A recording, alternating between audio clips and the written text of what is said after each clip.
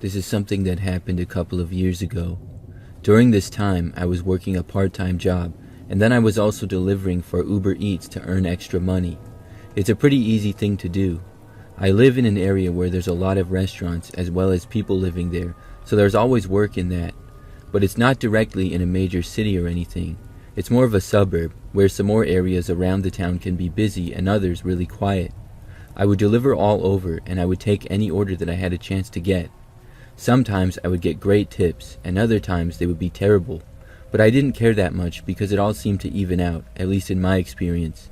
Most of the time I would work at night for obvious reasons. When I worked my other job, it would be during the day, and also there's more food orders at night. Plus, I'm naturally a night owl. There were many times that I would work until like midnight or so. So anyways, on one night in particular, I was working late. At about 10 p.m., I took a delivery order from someone. For the story, I'm just going to say that his name was John M. So I picked up the food, which was from a local restaurant in town. I drove it to the address, which was a little ways out in a much quieter area. I got to the neighborhood and to the address. When I got there, I realized that I had delivered there before. I hadn't really recognized the name, but that's because I do tons of deliveries and I forget them all. I also hadn't remembered the address for the same reason, but I knew that I had been to that house before recently. I couldn't recall if it was the night before or a few nights ago though. I parked at the end of the driveway and then walked up to the front step. When I was walking up, I noticed something. It was a pretty average looking two-story house, but there was a man in the top floor of the house looking out of the window at me. I couldn't make out much because also all the lights in the house appeared to be off, so I could just tell that there was a guy there. I didn't find it that odd though, as he was probably just seeing that his food was arriving. Neither of us waved or anything, and I had just glanced up and saw him. Then I went to the front step, dropped off the food, and then headed back to my car. As I was walking back, I looked over and saw that the guy was still there. I didn't think much of it though, and went back to my car and then left. Then I went on with more deliveries. As the night went on, it got later. I made a few more deliveries, and now things were starting to quiet down.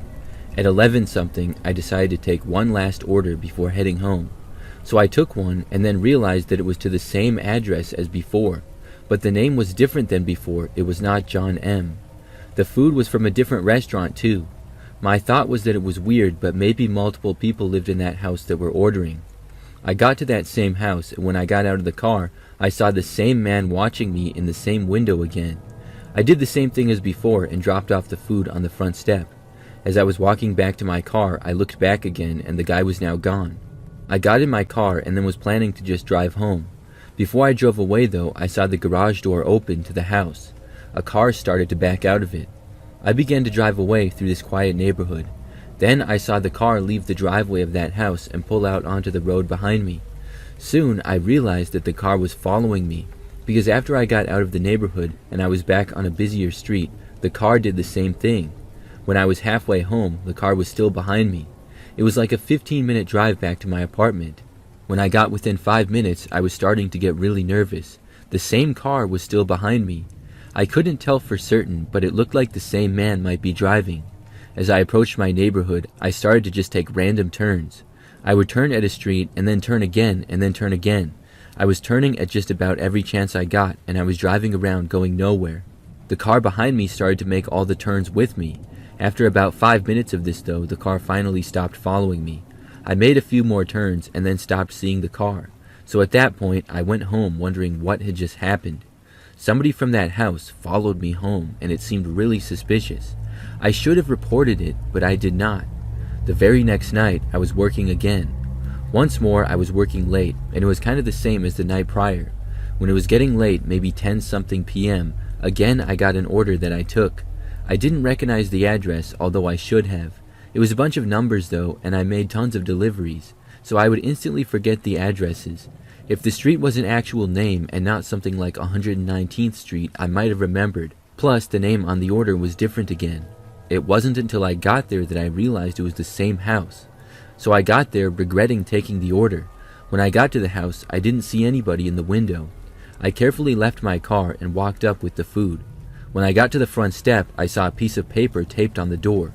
It said, "Please bring food inside," and I saw that the door to the house was cracked open. I obviously was not going to listen to that. I put the food on the front step and literally ran back to my car. I drove away and was not followed.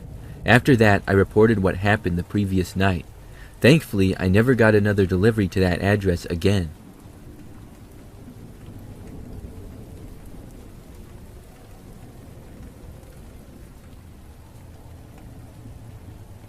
I don't use food delivery apps much, but every now and again I do.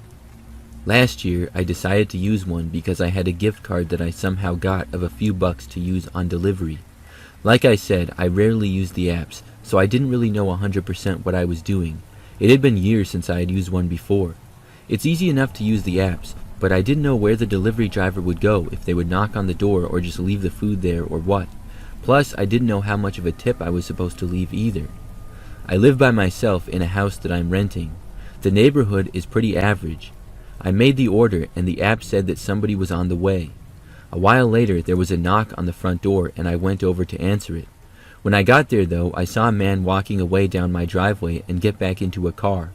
He drove away and the food was left on my front step and I picked it up and brought it inside. Then I left a tip on the app that I thought was reasonable. The total price of the food was like $15 and I left a $5 tip. I thought that it was fine. Apparently this was not good enough though. About 10 minutes later, there was a loud knock at my front door. It was aggressive and it made me wonder what was going on. When I walked over to the door, I saw the same guy who had made the delivery was there. I opened the door and he angrily told me that I was cheap and I left an awful tip. He was a lot more mad than I would expect. I told him that I thought it was reasonable. He got even more angry and said that it was a slap in the face. He was rambling on and on about how he drove all that way and he needs to make money to pay rent and stuff. I told him I didn't mean to leave a bad tip, I just never used DoorDash, and I didn't know if that was good or bad. The guy cut me off saying that he didn't want to hear my sorry excuses. I offered to give him more money as a tip, but the guy said no, we were way past that now. He said if I wanted to make things right, I had to give him at least $50. I told him no way. He was cursing and rambling on, and I didn't want to deal with him anymore. I had tried to be reasonable, but he was not. I told him to leave me alone and I went back inside and slammed the door. The guy went after me and I quickly locked it. He started banging on my door again and then trying to open it. I went around and made sure that every door was locked and then I covered every window. The man was at the front door for a few minutes and then moved to the back. He went to my back door and then went to multiple windows. I couldn't take it anymore and I called the cops. The man continued periodically going from one window to a door to another. Then he would move again. He was banging on everything. About 10 minutes later, the cops got there. They talked to the man as well as to me. The guy was complaining to them about the tip and stuff, but I hadn't done anything wrong. Eventually, they got him to leave. I was mad that he didn't seem to get in any trouble. I told the police how the guy was trying to enter my house and was in the backyard and stuff. Apparently, they told the guy if he came back, he could be arrested. So basically, he just got a warning. He was gone though, so I was happy about that at least. Then I moved on and the cops left. However, that wasn't the end of it. About an hour later, the man returned. I heard a loud knock at my door again and looked out of a window to see the guy. He was angrily banging on the front door and trying to open it again. I didn't hesitate and I called the cops telling them that the man was back. Unfortunately, the man didn't stay long this time. He was at the door for only like 5 minutes before leaving. He was gone when the cops got there. They told me that if he came back again to call, and thankfully he didn't return after that. I couldn't believe how crazy that guy was. I reported him to DoorDash and I hope that he isn't allowed to deliver anymore. That guy was totally out of his mind. If he's going to get that mad over a tip and spend that much time trying to get into my house, then he's insane. That's all I can say. The lesson I learned is that I'm never using a delivery app again.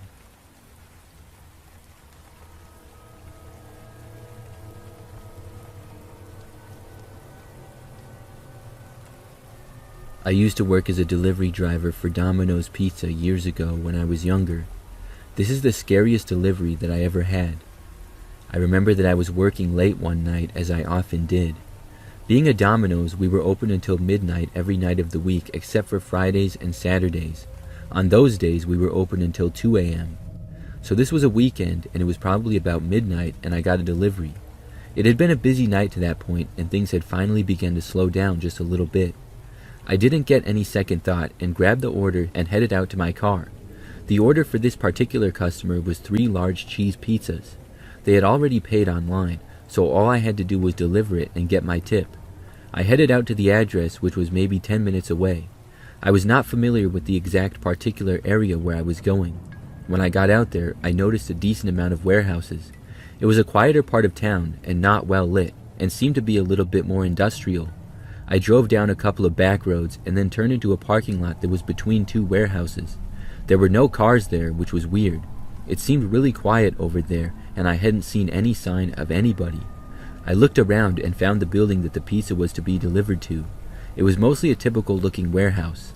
It was large and didn't really have any windows. I took the pizzas, walked over to the door, and then knocked on it. At first, there was nothing. It was eerily quiet around there. Then, finally, the door opened. When it did, I saw that it was literally pitch black inside.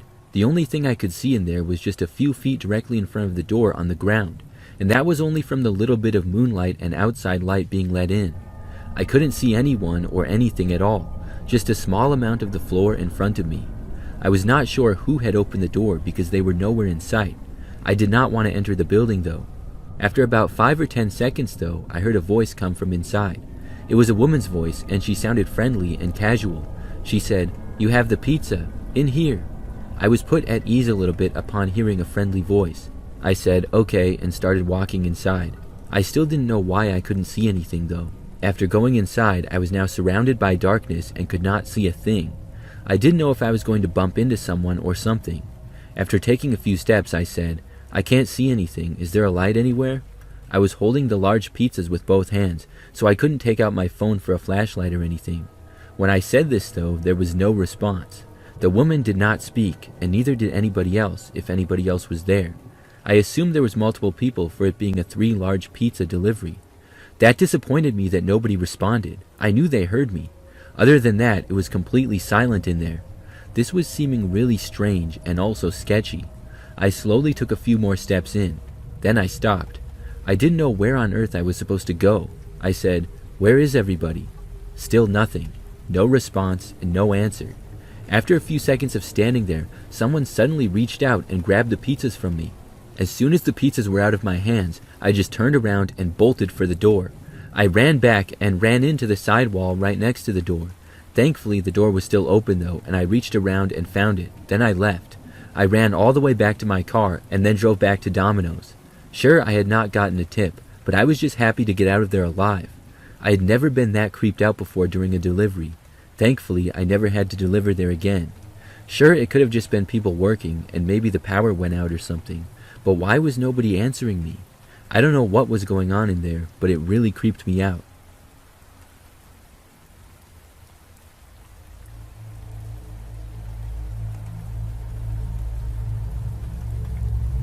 I live by myself in an apartment, and I live on the first floor. It's a pretty average place, but something crazy happened just a few weeks ago. One night, I was at home by myself like normal. I was just hanging out and watching TV as it was maybe 7 o'clock in the evening. Things are usually pretty quiet around the apartment building. I don't have noisy neighbors, and there's not a lot of foot traffic in the hallways. But the building that I live in is fairly large, so there was a knock on my front door, and I didn't know who it would be. I got up and walked over to it. When I got there, before opening the door, I looked through the peephole to see who it was. When I did, I saw that there was a man standing there. He was wearing a black and green shirt that said Uber Eats on it. He was also wearing an Uber Eats hat. However, one thing I found strange is that he wasn't holding anything in his hands, like food.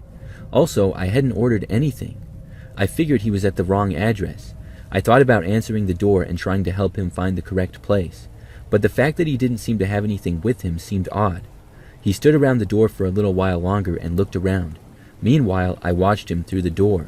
I don't think he knew that I was right there on the other side. He stayed there for a little more time and then walked away. But then I heard him knocking on another door to someone else's apartment nearby. I wasn't sure if he was just an Uber Eats driver who was lost, or if something fishy was going on around here. I left the door though and went back into my living room. About an hour later, I left my apartment to go and get food. I did not leave out the front door of the apartment building, but instead I would always leave out of a side door. This is because the parking lot that my car was in was closer to those doors. When I was walking out, I saw the same Uber Eats guy. I could not believe that he was still in the building. When I turned to the corner to go towards the door as I was still in the building, I saw him just kind of standing around there. When he saw me, he turned and quickly walked away down a different hallway. This seemed suspicious, but I kept walking and then left and went to my car. I was gone for maybe 20 minutes. When I got back, I entered the building through the same side door. Then I walked to my apartment, and in that time did not see the guy. I got back home, and about an hour after that, now 9-something p.m., there was another knock on my door. This was really weird. Why was somebody knocking on my door again? I thought that for sure it would not be the same guy. I got up and walked over to the peephole again. Then I looked through it. Not only was the same guy there, but he was wearing something different. Now he had on a police uniform. There's no way that this guy was delivering food for Uber Eats an hour ago and now was working as a cop. I knew he was lying. He stood there knocking on my door again. There was no way I was going to answer it though. Now I knew for sure that he was up to no good. I decided to call the real cops because of the fact that this guy was more than likely impersonating one. I wasn't sure if he would go to the neighbors' doors and knock on them. He seemed to be trying to get people to answer their doors. The guy eventually walked away from my door. When I called the police, I told them the story. About 10 minutes later, an officer showed up at the building. I remember soon after hearing running in the hallway. Like an hour after that, I was told that the guy ran from them, but they caught him. He was already wanted for breaking and entering at a business across town. The guy was definitely up to no good. I'm really glad that I never answered the door for him, and I'm also glad that none of my neighbors did either.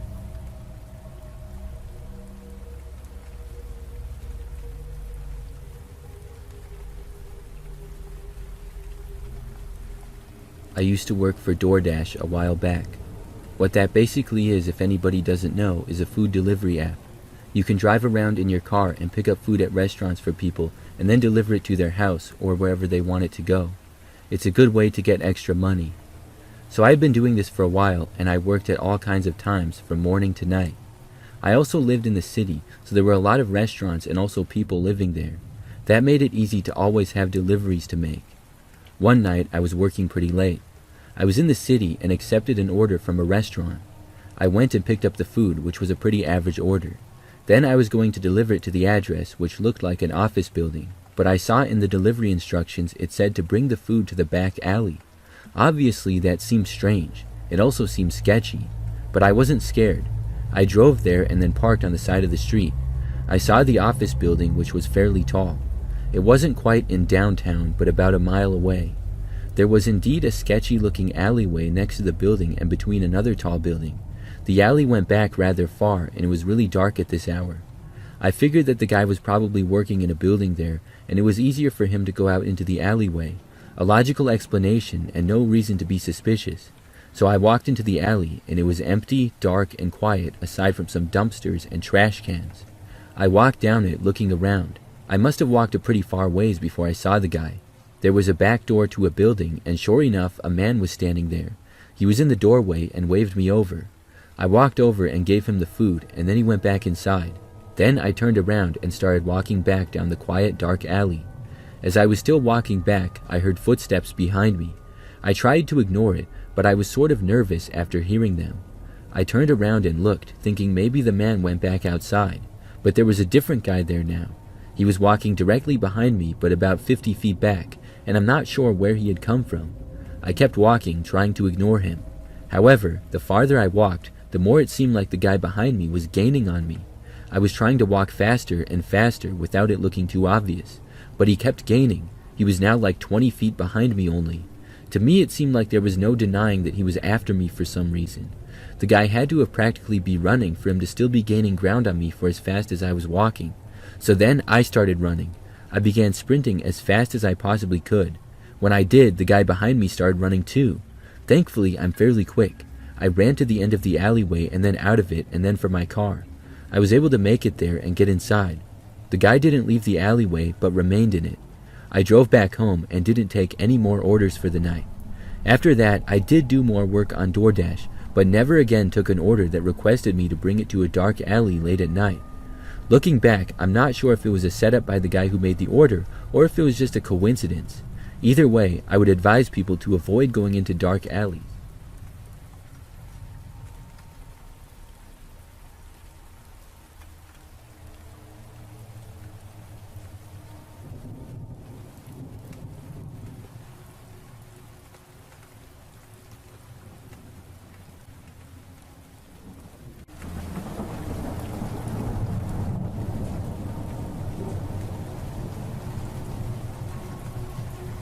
My family usually hosts Thanksgiving at our house.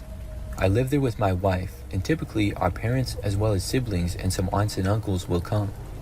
It's usually anywhere between 15 and 20 people there for Thanksgiving dinner. It's always a great time. So I remember that last year, family started coming over in the early afternoon. Very quickly, the house started to fill up with everyone. I was busy talking to people and helping my wife with the cooking. I remember that I walked back out from the kitchen to see the living room filled with people.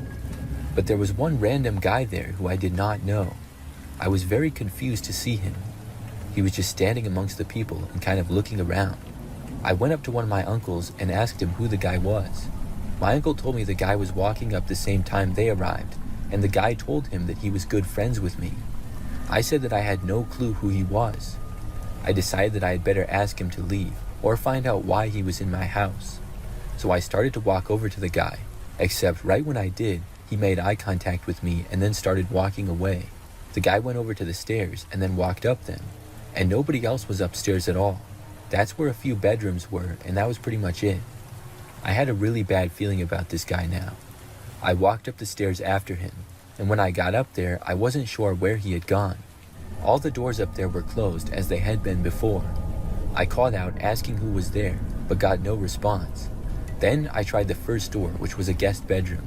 It opened up and I looked around in the room, but could not find anyone. Then I went into the hallway again and down to our bedroom. When I got there, the door was locked. I realized that this is where the guy was.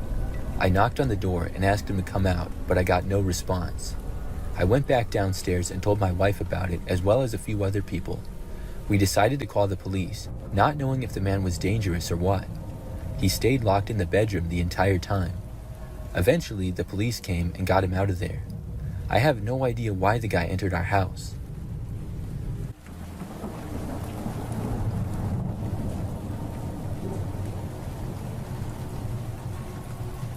A few years back, my family was preparing to host Thanksgiving at our house for the 5th year in a row. We were expecting many guests, so we decided to buy a lot of food. I was a junior or senior in high school at the time, and I worked at an electronics store. It was the night before Thanksgiving, and my mother asked me to pick up some more food last minute on my way home from work. I stopped at Walmart, which was very busy. I went inside and got all of the things that my mother had asked for, which took me longer than I had expected because of all the people that were there. When I was done, I walked back to my car and put the groceries inside of it. When I did, I noticed there was a car parked next to me with several people in it in the parking lot. As soon as I got near my car, it started up. I didn't pay much attention to it, and I started my engine and drove away. The car left at the exact same time as me and remained behind me for quite some time. It was a typical looking car, maybe a little bit old, and was black. I only lived about 5 to 10 minutes away from the store and made it back pretty quickly. I was slightly concerned though when I turned onto my street and saw the car turn on as well.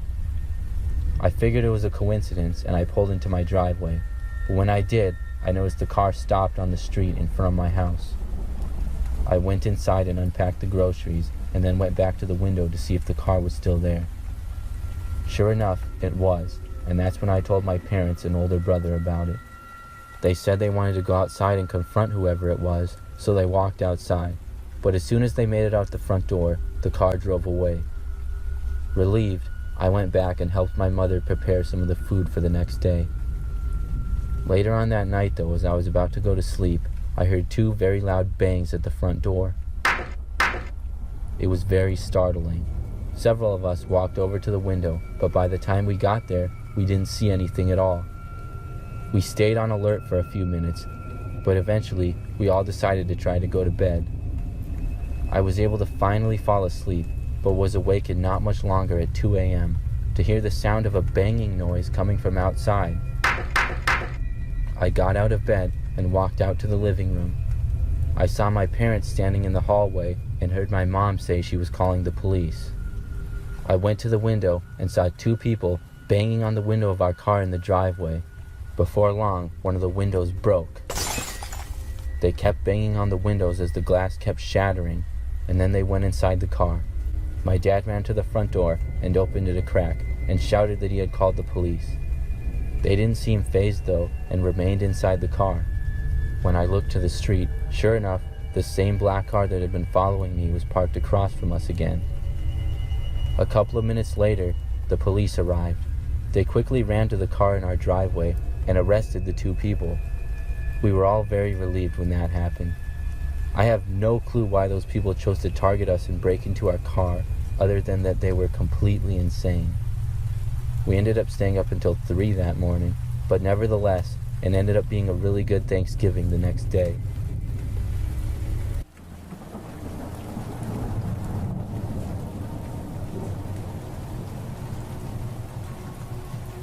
This is the scariest and craziest thing to ever happen to me, and it happened on Thanksgiving. It was when I was about 18 or 19 years old, and my family was hosting Thanksgiving at our house. I would say in total there was about 15 people there, mostly my cousins, aunts, and uncles. We had lots of food, and it seemed to be another great Thanksgiving. By about 9 p.m., a few people had left and gone home, and I was sitting on the couch watching football. All of a sudden, out of nowhere, the power in our house went completely out, and everything was pitch black. It was strange because it wasn't storming or anything. Then we started hearing these loud bangs at the front door. It was pretty frightening, and I slowly got up and left the room to look out the window to the front door. There were several men standing there right at the front door, wearing all black with ski masks. As soon as I saw this, I immediately jumped back. Then they started banging on the door once again. My dad went towards the door, and when he saw the men, he ran to go get his gun. The banging got louder, and then one of the men ran over to the window and started banging on it. The rest of the people at our house all started going upstairs, and I know I heard someone say they were calling the police. My dad came back down and showed his gun in the window and yelled out he was about to shoot them all. I thought he was crazy for doing that, but it ended up working. The men all ran away, and within another 5 minutes, the cops had arrived. They stayed for a while, and eventually, my dad was able to get our generator working, which restored our power for the night. It turns out they had cut one of our power lines. It made for a crazy Thanksgiving night.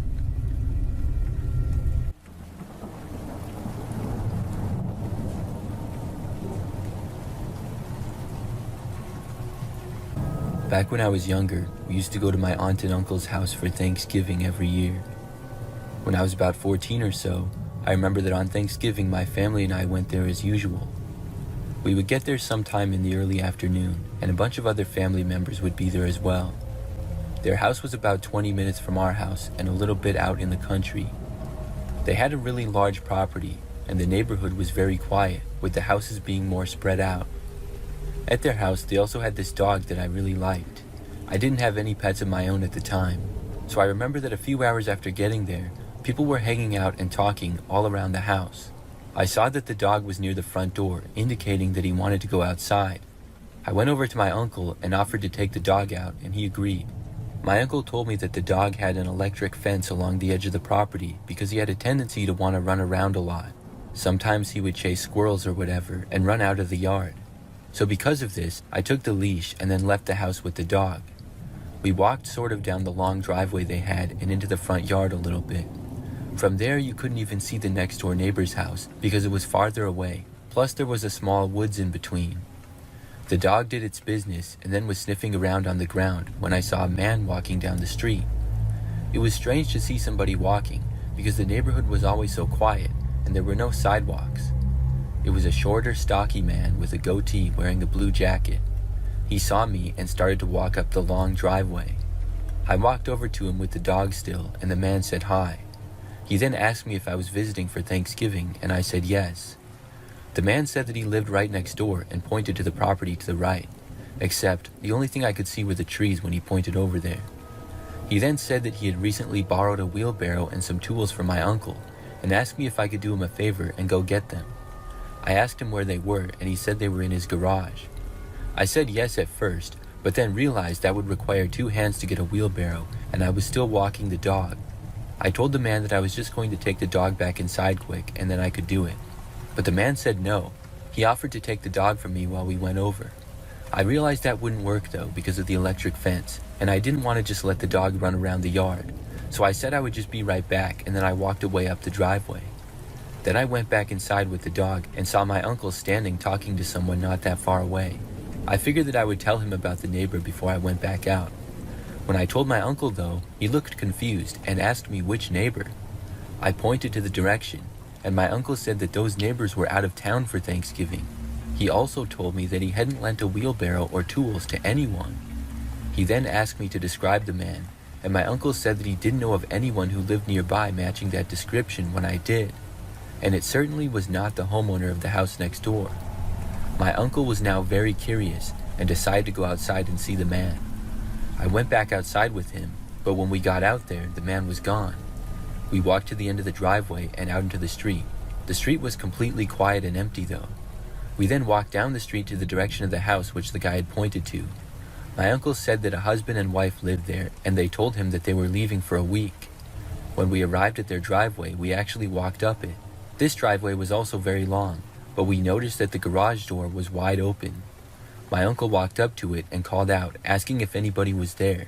However, there was no response, but he came back soon, saying that some of the things appeared to be messed up. I guess my uncle knew most of the neighbors pretty well, and he knew that the guy who actually did live there kept things pretty neat. We walked back over to my uncle's house, and then he called the police. When they came out, they found that the garage door had been pried open, and some things were messed up, but nobody was located. We didn't see that guy for the rest of the night. Looking back, I'm really glad that I didn't go with the guy. I have no idea what could have happened. I'm glad that I told my uncle when I did, and I hope that man was eventually located.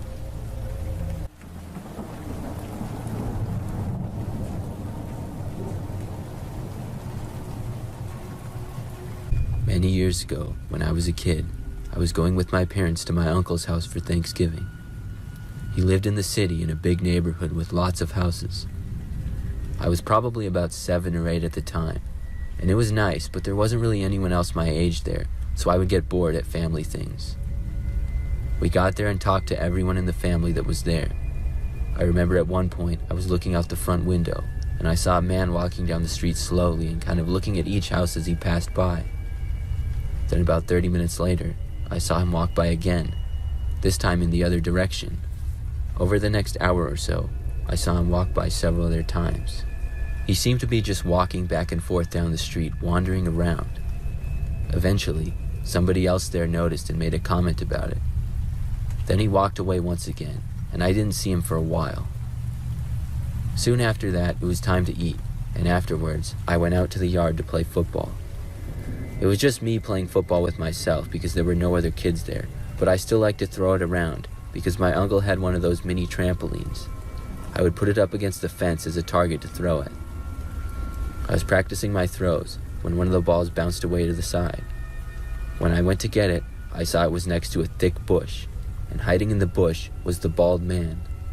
I freaked out and ran all the way back inside, screaming. I ran to my parents and told them what had happened. They went outside, but the man was gone by then. My uncle looked around his yard, then walked up and down the street for a bit, but we figured the man had to be scared off. A few hours went by, and most people went home. It was just me and my parents and my aunt and uncle chatting in the kitchen. Then, out of nowhere, there was a knock at one of the back windows of my uncle's house. We looked just in time to see the man ducking down below the window. He then ran away. My uncle had had enough and he called the police. They showed up about 10 minutes later and were able to catch the man. He turned out to be on some sort of drugs and was walking around the neighborhood being creepy.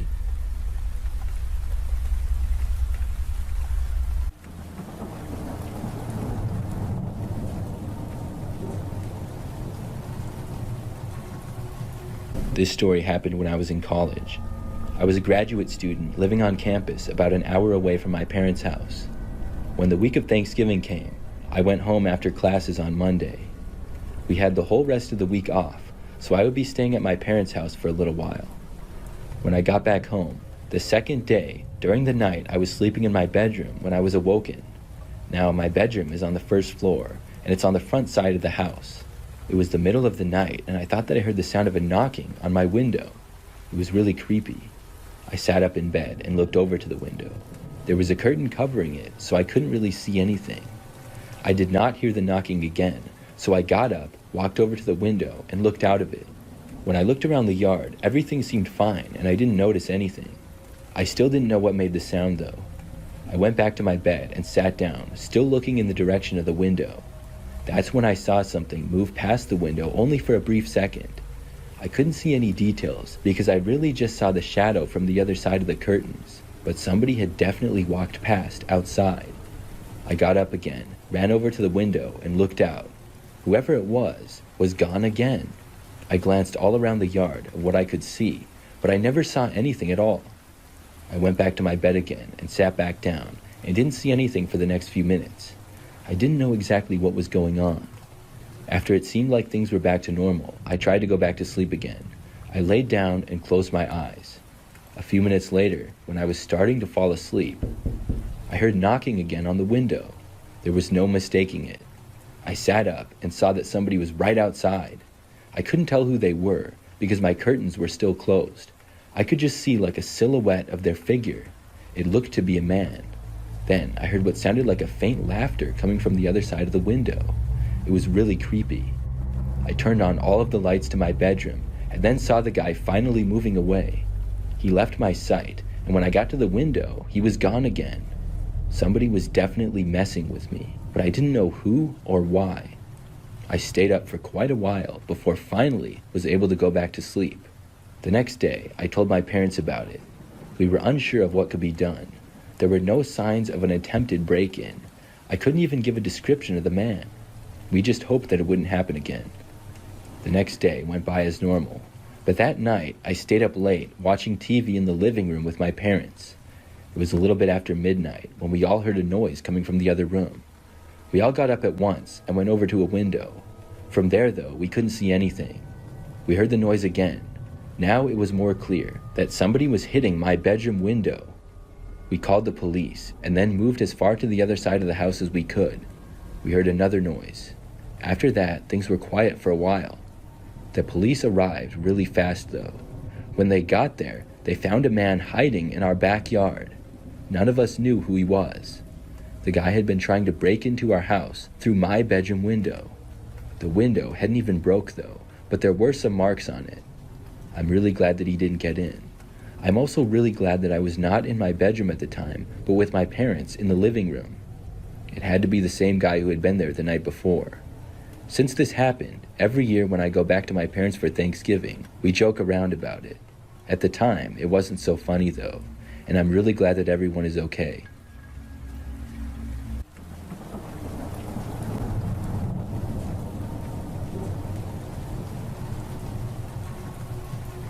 This happened just last year. It was Thanksgiving. The family gathering was at my aunt and uncle's. My wife and I live across town, about 20 minutes away from their house. It's a pretty nice place, and we were there hanging out with family and had a turkey dinner.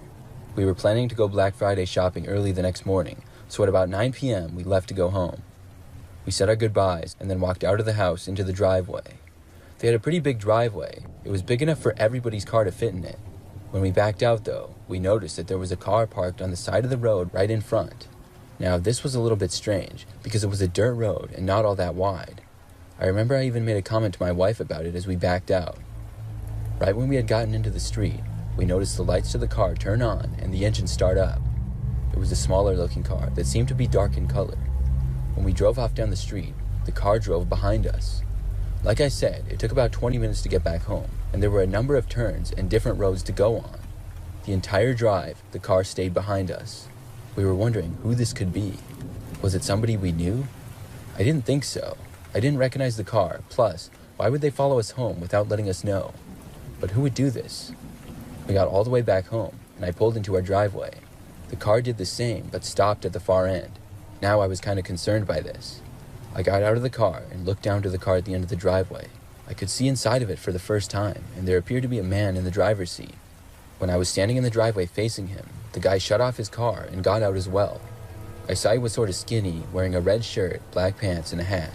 He immediately started yelling at me and seemed really angry, but I really couldn't tell exactly what he was saying. It seemed like he was just kind of yelling stuff. I asked the guy what he wanted, but he really didn't answer. He just kept yelling. He was standing by his car for the most part, but took a couple of steps closer to me. I warned the guy that I was going to call the police. At first, he didn't seem to care, but within a few seconds he stopped and then got back inside of his car and started the engine. My wife and I walked inside after that as we saw him driving away. We both got inside, but no more than 5 minutes later, there was a banging at the front door. It was loud and aggressive. I looked out the front window and saw that the same guy was now back. I surely was not going to open the door to him. He kept banging on the door and then tried opening it. I didn't hesitate and called 911. The man was persistent and kept banging on the door and trying to open it, and eventually he moved to the back of the house and started banging on random windows.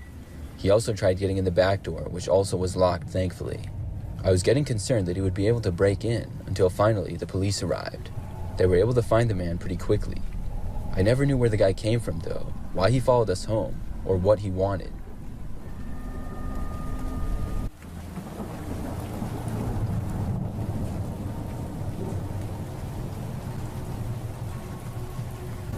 Every Thanksgiving, my family and extended family would get together, basically using the holiday as a family reunion as well.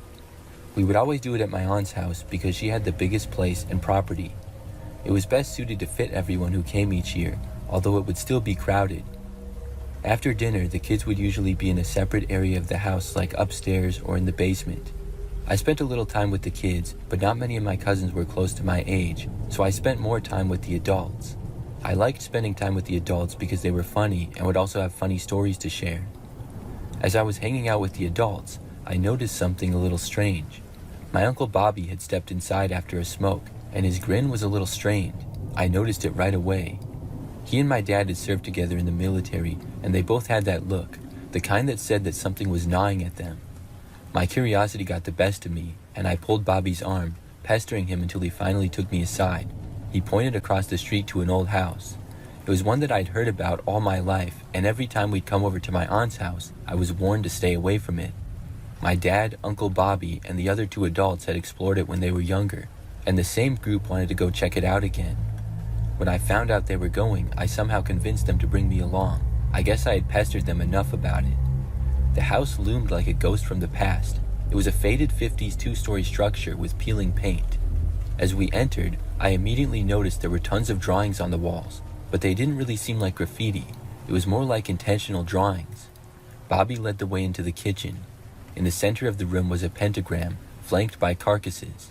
They were fresh, only looking a day or two old, and the smell was overwhelming.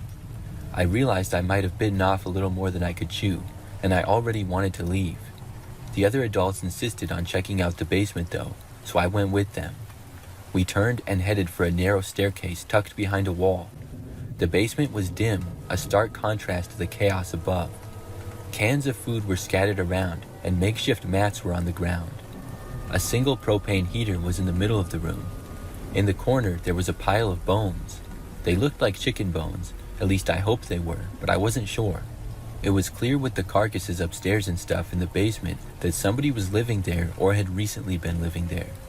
The adults finally all agreed that it was time to go. We had only been there for maybe 5 minutes or less, but I was very scared.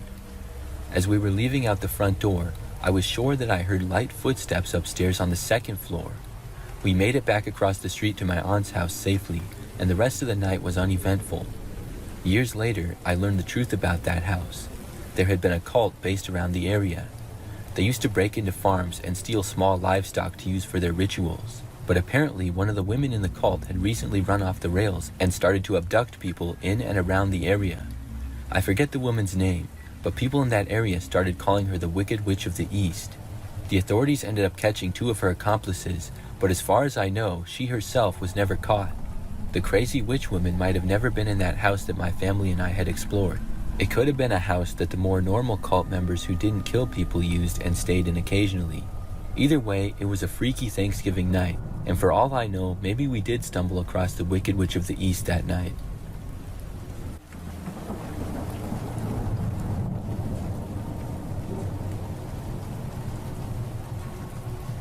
This story happened to me many years ago when I was about 12. My family went to Thanksgiving at my grandmother's house every single year. There was quite a few of us that would be there, and we would always watch football and have a big turkey. I remember this year, it was about 3 p.m. and it got kind of crowded inside my grandmother's house. My younger brother and I decided to go outside and walk around. My grandmother had a pretty big property that had some woods on it on either side of the house. She definitely lived more out in the country, so the houses were a lot farther apart. My younger brother and I just kind of walked around the yard. It had snowed a little bit, so the ground was a mix of white snow and the green grass. We ended up wandering off through the side woods a little bit, but then we noticed someone. There was a man standing there about 50 feet away. He looked to be fairly young, but was definitely an adult. He was wearing a t-shirt and sweatpants, which I found strange because it was pretty cold outside. When he noticed us, he waved. Then he called out hi to us in a friendly voice and began to walk over. When we got over to him, he introduced himself and said his name was Oscar. He told us he lived next door, and then pointed over. We could see a house through the trees that he was pointing at. He asked us what we were doing out here, and we told him that we were there for Thanksgiving. The three of us chatted for a couple of minutes about basic stuff, until finally I said we should get back. The man then told us he needed some help getting his new washing machine from his garage into his house, and asked us if we would help. I really didn't feel comfortable doing it, and I also didn't want to, so I told him I'm sorry but no thanks. Then me and my brother started to walk away. The man said he understood, and then started to walk back up to his house. We went through the woods, which took us about 5 minutes to get back. When we had just about made it back, I was sure I heard someone walking behind us at a pretty far distance. I turned around, but I didn't see anything. My brother and I made it back inside just in time for dinner. As we sat down, our grandmother asked us how it was out in the yard. We told her how we had talked to the next door neighbor. She looked surprised when we said this, and asked us which neighbor. We pointed in the direction and said the house next door. She told us that the house over there was vacant and nobody had lived there in about a year. When she said that, it gave me the chills. I was so glad I said no to helping the man.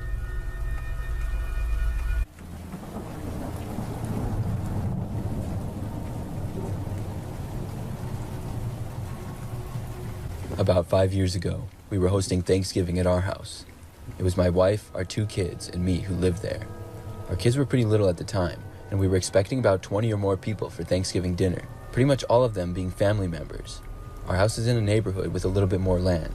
I would say most properties have roughly 5 acres or so, and it's a nice and quiet place to live. On Thanksgiving, our guests started arriving at about 1 p.m. or so. We were going to have dinner at like 4 or 5, so we had some snacks out and things like that. More and more people were arriving, and pretty soon, almost everybody, if not everybody, was there. I was helping out and getting food ready, also talking to family and watching football. At one point, there was a knock on our front door, and I went to go answer it to let whoever was there in. When I got to the door, no one was there. I stepped outside and looked around. Our driveway was full of cars, and there were even some cars parked out in the street in front of the house, but I didn't see anybody. I hadn't taken all that long to get to the door either. I asked if anybody was there, but still got nothing, so I just went back inside after that. Before long, all of the people that we were expecting were there, but once again, after this, I heard another knock on the door again. When I went to answer it, there was nobody there. Now I was a little bit confused, but with everything going on, I quickly forgot about it. About an hour later, some of the kids that were there, as well as a few adults, wanted to go out and play some football. It was pretty good weather, a little chilly, but not too cold at all. I went to the closet right in front of our front door to get my coat, and when I opened up the door, I saw a woman, but not anybody that I knew. It was like she was hiding in there, and she had on a winter hat and looked at me with an angry face. I was sort of in shock, and just stood there for a moment, unable to speak. The woman then emerged from the closet and ran past me, headed upstairs, which was only a couple of feet away. She ran out of there so fast. Nobody else really saw this, and I went around asking if anybody knew who she was. Pretty soon, everybody at the gathering was talking about who this woman could be. Thankfully, nobody was upstairs when she ran up. Not anybody there knew her, and I took a couple of steps up the stairs and yelled, asking who she was and why she was in our house. She didn't answer, though. I told her that she needed to come down and leave out the front door or I was going to call the police. Still nothing, so that's exactly what I did. I stayed by the stairs in case the woman was going to come back down and made sure that nobody else went up or anything like that. For the most part, everybody stayed away from that part of the house and in the living room, dining room, and kitchen. About 10 minutes later, the police arrived. When they did, I told them what had happened and they went upstairs. They were up there for a while, and when they came back down, they said that the woman was no longer there and they thought she had jumped out of a window. I went upstairs and saw that a window in one of the bedrooms was wide open. The police guessed that she jumped out. The distance to the ground in that area was really not all that high, and it was a doable jump. The police went outside and searched the property a bit. We had a large yard with a bit of a woods, but unfortunately, they never found her. They left, and we went back to our Thanksgiving get-together. Thankfully, we never did see the woman again. I've always wondered, though, who she was and what she was doing.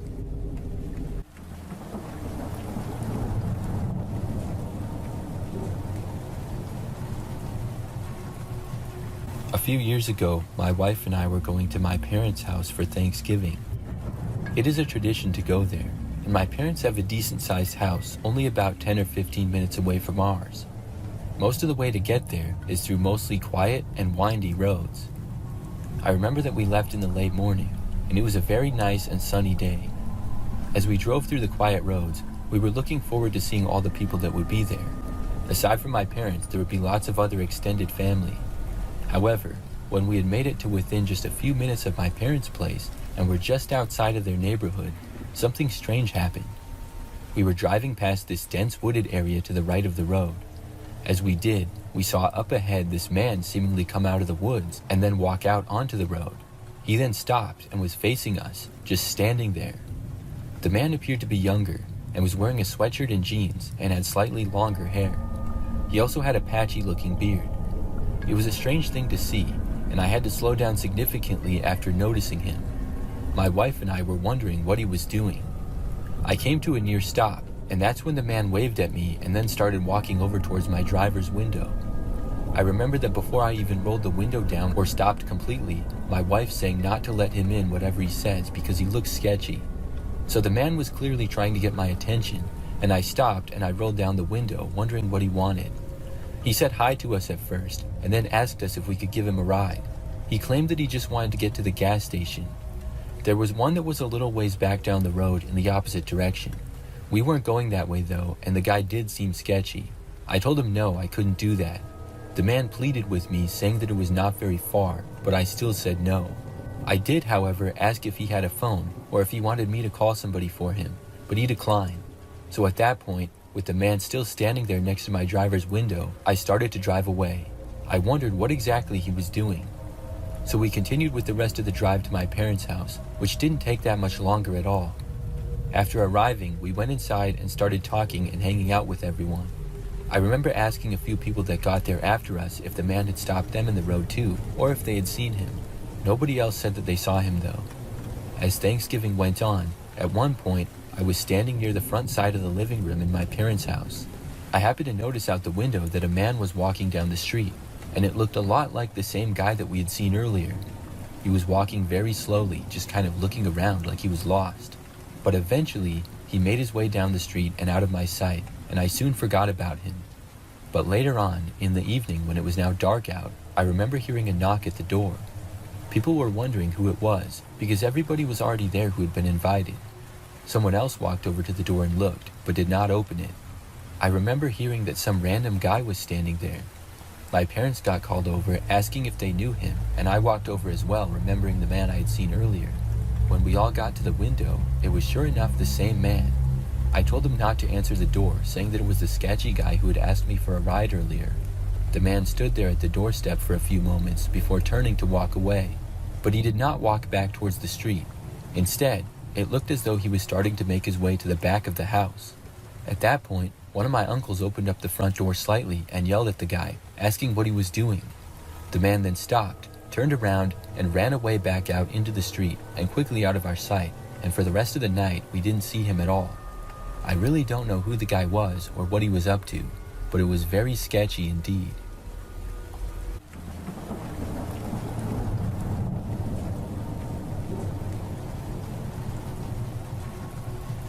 This story happened back when I was 19, my brother was 16, and my sister was 14. That year, like most other years, we went to my uncle's house for Thanksgiving. It was a tradition, and we would be there for most of the day. We'd leave our house sometime in the early afternoon, and then at my uncle's we would have turkey and watch football. A decent number of other people from my family would be there as well. There was lots of food, but we would eat really early at like 4 p.m. So I remember that night, after we left my uncle's house at about 9 p.m., My brother and I asked our parents to stop at McDonald's and get some food. Luckily, McDonald's was open because I don't think many other places were. My brother and I were starving, being active, growing young men and having not eaten for over 3 hours. My dad pulled into the parking lot and parked. It was near a shopping area which was pretty busy now. Some stores were nearby, and a few of them had already opened for Black Friday shopping. My brother and I walked inside, and my parents and sister stayed in the car, saying that they didn't want anything. We saw that there was a decent amount of other people inside of the McDonald's. It wasn't packed, but busier than we expected. Soon we ordered the food and then stood around waiting. We were standing out of the way, kind of on the side, and out of nowhere, this guy came up to us. He had a gross beard that was messy, and the man overall looked somewhat disheveled. He stood right by me and didn't say anything to me at all. It was really weird, so I moved away a few steps. The man then moved closer. My brother and I then moved to the whole other side of the restaurant. At first, the man did not follow, but after like 10 seconds, he came over to us and just stopped there. Finally, we heard our number being called, and we walked up and got the food. Then we headed to the exit. The man walked faster than us and stood in front of the doors, blocking them. We didn't know what this guy's problem was. We stopped and asked him to move. He didn't and ignored us. My brother asked him what his problem was, and the man still said nothing. I moved past him, slightly bumping the guy, but I was able to get around him. As I did, I told him to leave us alone. The guy then started walking behind us as we left the restaurant. My dad had parked our car in sort of the back corner of the parking lot. It was the only car in that particular area. When the guy saw us headed there, he took off and started sprinting past us. We were hoping that he would run away out of the parking lot, but instead, the guy stopped right in front of our car. My brother and I realized that we couldn't go there anymore. We saw the man start to knock on my dad's window. My brother and I were standing just a few feet in the parking lot. I called my dad on the phone and told him to drive to the Walmart parking lot and meet us there by the entrance doors. I told him that the guy seemed to be crazy. Then my brother and I took off running and went out of the parking lot towards Walmart. It was a short distance away and would only take maybe 2 or 3 minutes to run there. My brother and I were pretty fast and made it there all right. The guy didn't chase us either. My dad drove away from the weird guy, and I'm not sure where he ended up going, but my parents and sister soon arrived at the Walmart.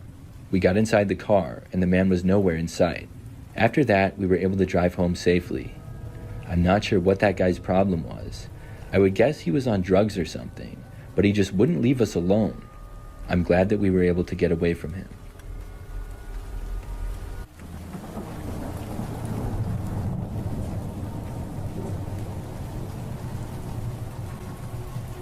We always have Thanksgiving at my parents' house.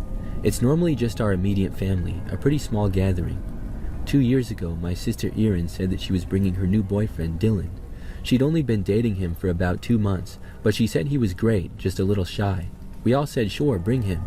Mom cooked the usual turkey, mashed potatoes, and green bean casserole. Dad set up the folding table in the living room so we'd all fit. They showed up at about 4 p.m. Dylan was tall, maybe in his mid-30s, wearing a clean shirt and jeans. He looked normal enough. He shook everybody's hand. His grip was strong, but his smile felt forced. You could tell he was shy. We all sat down around 5. The first hour was fine. We talked about work, the weather, and small talk stuff, trying to incorporate Dylan. He didn't say much, just nodded and ate. He kept his eyes on his plate most of the time. When Dad asked him what he did for work, Dylan hesitated. He said something about construction, then added, for now, like he didn't want to talk about it. At one point, my mom offered him more turkey, and he said quietly, "No, that's enough." But the way he said it made the table go silent for a second, as it was a very commanding tone. It was after dessert that things started to feel strange. We were in the living room watching football. Dylan was sitting on the couch holding a glass of cider. Erin was next to him, leaning in close, talking softly. I couldn't hear what they were talking about, but I later found out from my sister that she was asking when she could meet his friends. Then he said loud enough for us to hear, "I told you, I don't like people prying into things." The room went quiet again. Erin looked confused. "I'm not prying," she said. "I'm just asking." That's when he stood up fast. The cider spilled onto the carpet. My dad said, "Hey, take it easy." And I started to stand, but Dylan's face changed. His eyes looked cold, like he wasn't seeing us anymore. He started yelling and screaming, not really saying any words I could understand. He grabbed the coffee table and shoved it over.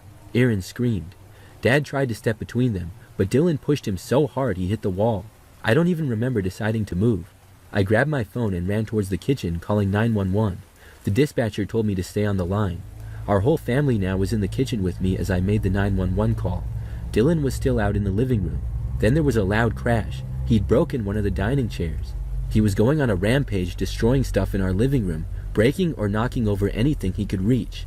When the police came, he didn't fight. He just stood there shaking, and they took him out in handcuffs. Erin was crying so hard she couldn't talk. Later we found out he'd been in some kind of psychiatric program. He'd stopped taking his medication a few weeks before, but Erin didn't know. Thanksgiving has been a really weird holiday for our family now since that one 2 years ago.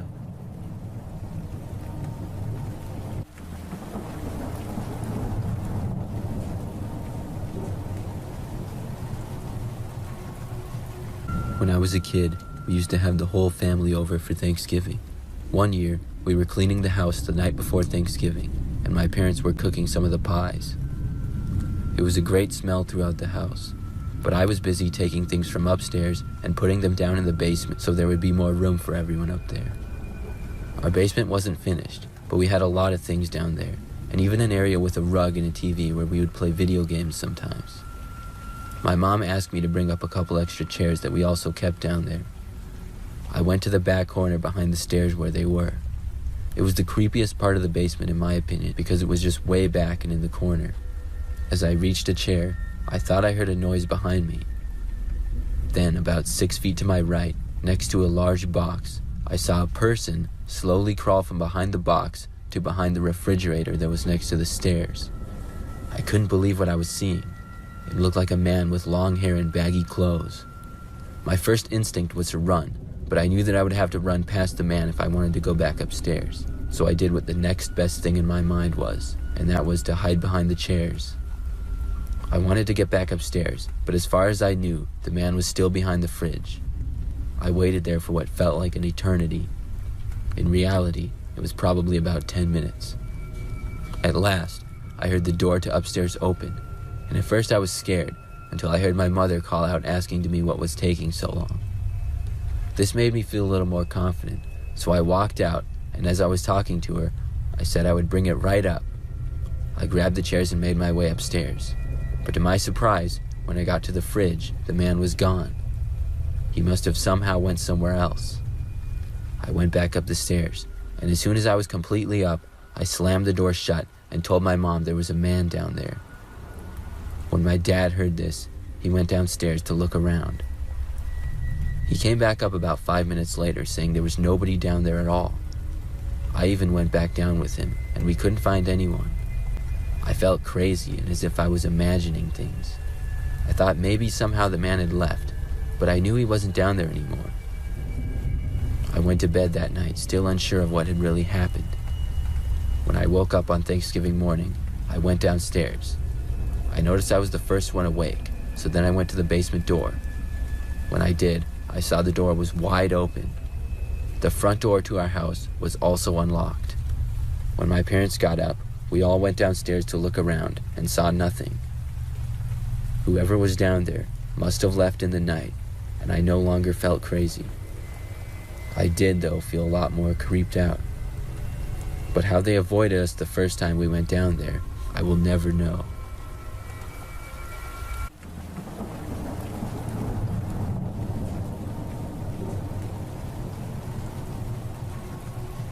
This is something that happened back when I was a senior in high school. During that time, I worked a job at a local department store. I lived with my parents and brother in a decently populated neighborhood. I remember that we had off of school the day before Thanksgiving on Wednesday. Because of this, I worked earlier in the day so that I could get some extra hours and money. I got to work in the morning and got off of work at probably like 3 or 4 in the afternoon. Afterwards, my mom had asked me to stop and get a few things on the way back. I went to a local grocery store that was about 10 minutes away from our house. There were a few other stores and things nearby, so it was hard to even find a parking space. A lot of other people were there doing grocery shopping, and this was a busy time. When I got inside of the store, people were all over the place. I tried my best to find the things that my mom had asked me to get. It took a little while, but I was able to, and then I got into the back of one of the lines. I think there were about 4 or 5 check lanes that were open, and there were a bunch of people in each line. I had never really seen it this busy before. Finally, after waiting in line for a while, it was my turn. I checked out and then headed home. I got maybe 4 or 5 items, and it had taken me about 30 minutes. That's how busy it was. When I got back to my car in the parking lot, I left and started driving back to my parents' house. The drive back would just be taking one road for a few minutes, and then turning once to a quieter road, before ours. The roads were pretty busy on the way back. When I finally turned onto our street, I remember a car turning right behind me. Our street was generally pretty quiet, but other cars driving down was not out of the ordinary. When I got to my house, though, I pulled into the driveway, and the car that was behind me pulled in too. This made me feel nervous, and I wondered what was going on. I just remembered the car being a dark-colored sedan and very average-looking. But then the car started backing up and turned around. They must have just been using our driveway to turn around and then go back the other way. But it was still kind of weird. Why not turn in any of the other neighbors' driveways? Why follow me into mine? Either way, they were gone now, and I felt much better as I saw the car start to go out of sight. I got out with the groceries and went inside the house. I gave them to my mom, who was already starting to cook. We were going to some other family members for Thanksgiving the next day, and everybody was bringing a few things over. I don't remember exactly what my mom was making, but I think it was some kind of pie. After getting home, I went into my room and finished my homework, and then for the rest of the night hung out with my family. We all went to bed and could sleep in a little bit the next day because it was Thanksgiving and none of us had work or school. However, for some reason, I woke up much earlier than I had planned. I remember opening my eyes and looking at my phone to see that it was 6-something in the morning. The sun was just starting to rise. I was really thirsty and sat up to get a drink of water. As I was doing so, there was a window right next to me, and I opened up the blinds a little bit to look out. When I did, I saw a car parked on the side of the road, kind of in front of our house. This was really weird. We rarely, if ever, had anybody parking out there. And if they were going to a neighbor's house, there was plenty of space to park in front of the other houses. This was the only car that I noticed parked on the side of the entire street also. It just looked really suspicious. The car was a black sedan, and it was the same as I had seen the day before, but in my head, I hadn't remembered that yet. The closer I looked, I saw that there was nobody inside of it. Now I was really interested in what was going on here. Instead of closing my blinds and going right back to bed, I stayed up a bit and kept watching. About a minute went by of nothing. Then, all of a sudden, I saw a man come walking from what appeared to be the side of our house. He was wearing a winter hat and a dark-colored jacket. I couldn't tell what he looked like, and I had no clue what he was doing. He walked through part of our front yard and then back to his car. He didn't get inside of the driver's seat though. Instead, he went to the back door of his car. He opened it up, and it looked like he was getting something from inside, but I couldn't tell what.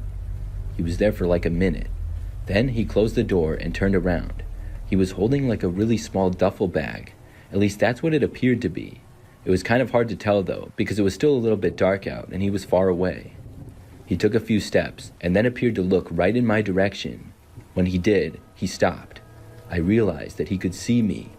There was a small lamp in my room, and it was dim, but it still provided light, and if my blinds were open like they were, you could see inside. I quickly closed them and then ducked down. I didn't know what was going to happen. Just seconds later, though, I heard the sound of a car door closing. I carefully lifted the blinds just a little bit and looked out the window. I saw the car quickly driving away. Whoever that guy was had left. Now I was wide awake and couldn't go back to bed. I got up, and when my parents got up as well, I told them all about it. We went outside and looked all around, but there was no signs of a break-in or anything. And after that day, we never saw the man or his car. I really don't know what was going on there. Maybe whatever he had planned on doing, after he realized I saw him, he decided not to. I really don't know though. I'm just glad that he didn't come back.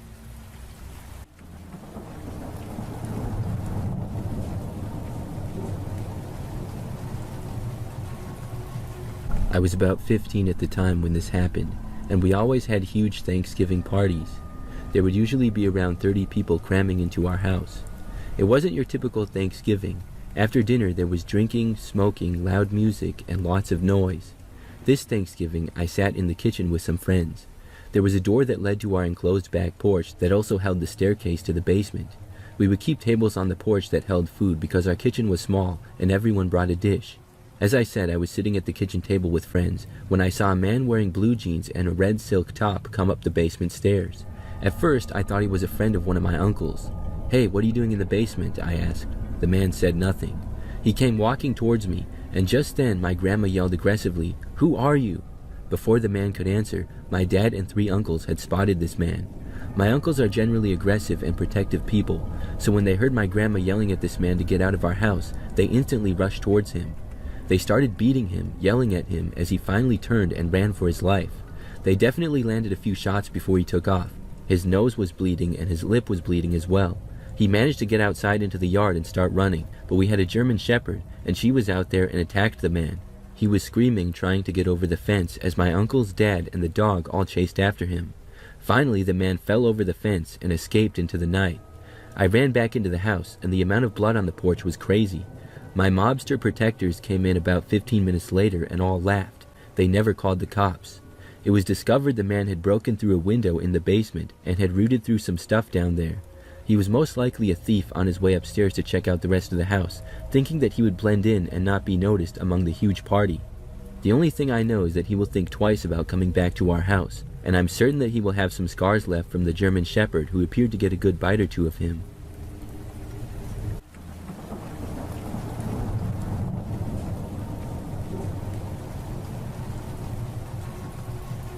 When I was younger, we used to go to my Uncle Rob's house for Thanksgiving.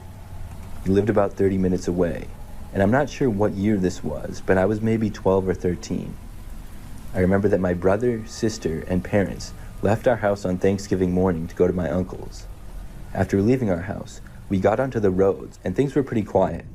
For the first part of the drive, everything was fine. It was about halfway through when my dad mentioned the car behind us. He was like, "Why is this guy following me?" At that point, we all looked behind us at the same time. There was a smaller SUV, silver color, that was behind us on the road. To that point, we had made maybe 3 or 4 turns. Apparently, it had been following us almost since our house. I hadn't even noticed. None of us had an answer. I thought that maybe it was just a coincidence. The car behind us was not right up on our bumper or anything. We also couldn't really tell who was driving at all because they weren't close enough. We kept going towards my uncle's. My uncle lived in a quiet neighborhood where the houses were pretty far spread out. I thought that there was no way this car behind us would keep following us there. But as we kept going, the car remained back behind us. We made several more turns and soon got into the city where my Uncle Rob lived. The car was still there. At that point, we thought that maybe it was another one of our relatives also going to Rob's. We didn't know all the other kinds of cars that our family drove, so it was possible. Still, we were all very suspicious. When we finally got to my uncle's street, we now were driving much slower. The car was still behind us, and it stayed back at about the same distance as before. When we got to my Uncle Rob's driveway, my dad was considering to keep driving and try to lose the guy, but we ended up just pulling into the driveway. The car behind us kept going down the street and did not pull in after us. This was a relief. After getting to my uncle's, we went inside of his house. He had a big house and a big yard as well. That's why most of our family gatherings were held there. When you were inside of his place, there was not really a good view of the street out front, but you could see it a little bit if you were looking. I remember that a few of us, including myself, were in his living room watching football on TV. I was sitting on the far side of the room, right by the window. Occasionally, I would look out. At one point, I saw the same car that had followed us, driving by the opposite way, very slowly. We all had just chalked it up to be a coincidence. Maybe somebody who lived by us was going to one of my uncle's neighbors, or lived there. I found it interesting, but still not a big deal. Then, maybe 5 minutes later, I saw the car again. It was driving from the direction that it had gone minutes before. This time, it was going extremely slow. Then it came to a stop, just past my uncle's driveway.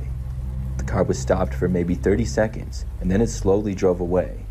I found this to be really odd, and I was the only person who noticed it. I got up, went and found my dad, and then told him about it.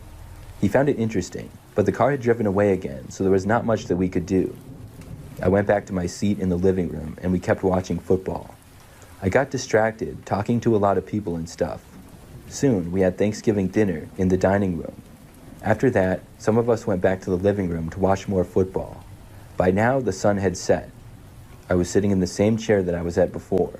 At one point, I thought I saw something from outside. It was hard to see anything because there weren't really any lights out there. But when I looked over, I was sure that I saw a man. He had gone behind a tree.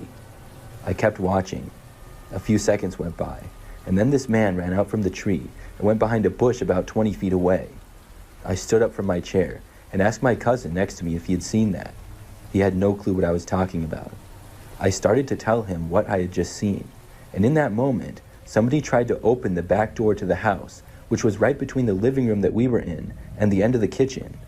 Thankfully, the door was locked. One of my uncles sitting in the living room sat up and said, "Did somebody go outside?" Nobody had gone outside. We were just looking at each other, confused. Then, one of my uncles got up and walked over to the window next to the door. He looked out of it, and he said that he saw a guy running away. He opened up the door and started to go outside. I looked back out the window that I was near, and then saw the man running behind another tree farther away. By now, everybody was standing and looking out windows and talking to each other about what was happening. Then I saw the car again. It drove away rather quickly down the street. Several people, including myself, went outside, even though it was pretty cold. We searched around the property a little bit, but the guy was gone. For the rest of that night that we were there, the man didn't come back. I didn't see the car either. My family left some time later and weren't followed or anything home. To this day, I still wonder who that was, why he followed us, and why he was prowling around my uncle's yard.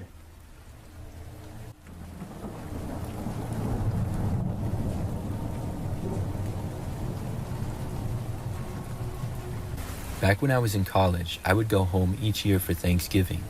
I remember that we were going to my grandparents' house along with a bunch of other family members. But beforehand, I went to visit one of my friends from high school on Wednesday, the day before Thanksgiving. My mom texted me when I was on the way back, asking if I could pick up a few things at the supermarket. So I stopped at the one that was closest to our house. By now, it was about 6 p.m. or so. When I got there, it was extremely busy. I parked at the far back end of the parking lot because of this, and then I walked inside. I didn't have to get that much stuff, just a few items, but I didn't really know where they were. I remember walking around the store, and at one point, despite it being very crowded, I noticed this one woman staring at me. It was really strange to say the least. She was just standing sort of on the edge of the store near the frozen food, and just looking at me like a laser. I did not know why, because I certainly did not recognize her at all. I looked away and continued with the shopping. When I was at another part of the store completely, I saw the woman again. She was once more seeming to be doing nothing but staring in my direction. I found this very odd, but I did not want to go confront her or anything. I tried to just stick with my shopping list. The store was very crowded, so it took me a while to get everything, but I soon did. Then I went to the front of the store, waited in line, and then checked out. In this time period, I did not see the lady who had been staring at me. Then I left the store and walked out to my car in the parking lot. I put the groceries in the back and then got inside the driver's door. It was shortly after getting in and right after I started my engine when I heard a knock at the front passenger's window. I looked over to find the same woman who had been staring at me from the store. She was knocking on my window like she really wanted to tell me something, so I rolled it down, curious as to what she wanted. I was thinking that maybe I would get an explanation as to why she had been staring at me. However, the woman then held up a $20 bill and said that I had dropped it. I was very confused and pretty sure that I did not drop a 20 at all. I asked if she was sure, and she said yes, and she had seen me dropping it in the parking lot. I didn't even think that I had any 20s on me, and I never really carried much cash. By now, I was 99% sure that she was lying. I said no, I did not drop a 20, and by now the woman was holding the bill inside of my window to hand it to me. I did not take it though. I told the woman that it wasn't mine. Her head was basically inside of my car, and her hand was just a couple of feet away from me as she leaned in. After I told her that it wasn't mine, she did not back up though. Instead, the woman then started to crawl inside of my window and into my car. It was very strange. However, she was small and petite and was able to fit. In a quick decision, I just turned the keys back, shutting off the engine. Then I took the keys out of the ignition. I then left my car and started walking away. The woman got inside of my car, and I walked a distance back and took out my phone to call the police. As I stood there and watched my car, about a minute went by before I saw the woman get out and then run away. After that, I returned to my car, went inside and locked the doors and waited for the police. They came out, but the woman was gone by the time they got there. I told them what happened, and I really don't know what the woman was trying to do. She didn't steal anything from inside my car, although I didn't really have anything worth stealing. I think she was probably going to try to steal the car itself, or else make me drive her someplace or something. Really, I have no idea. After that, though, I went home, and I have not seen the woman since.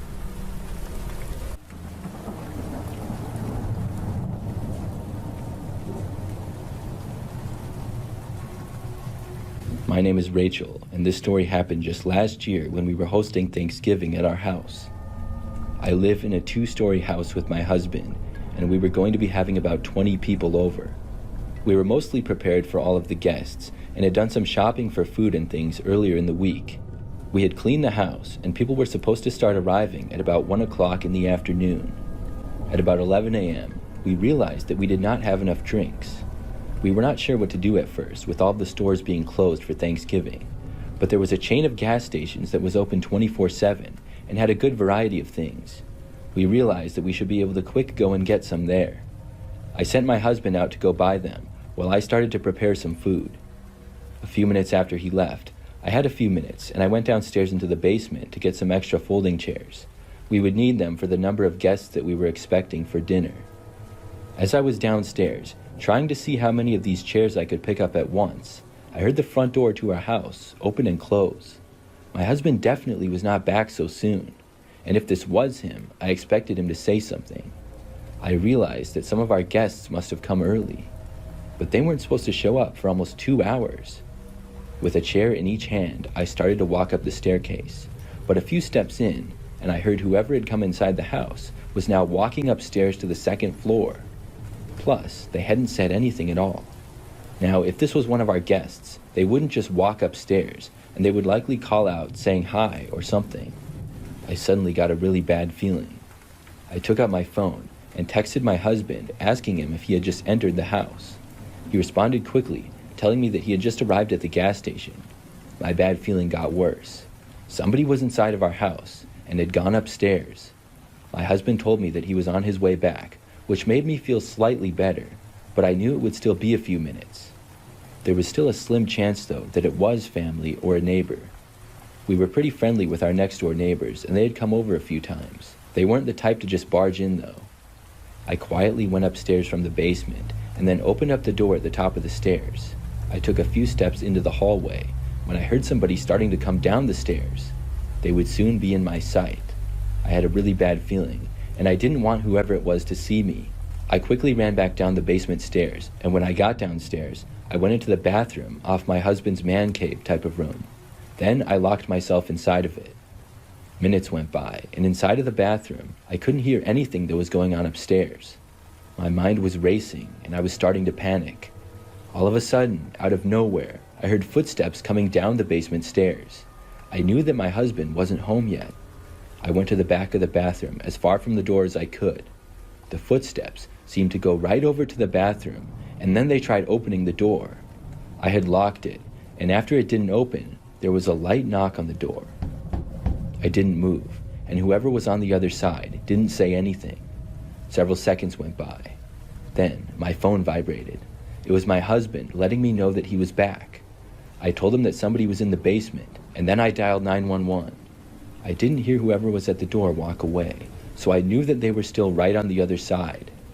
When the 911 operator answered the phone, I told them that somebody was in our house. As I was on the line with them, I heard my husband's voice from the top of the stairs. He shouted, asking who was down here.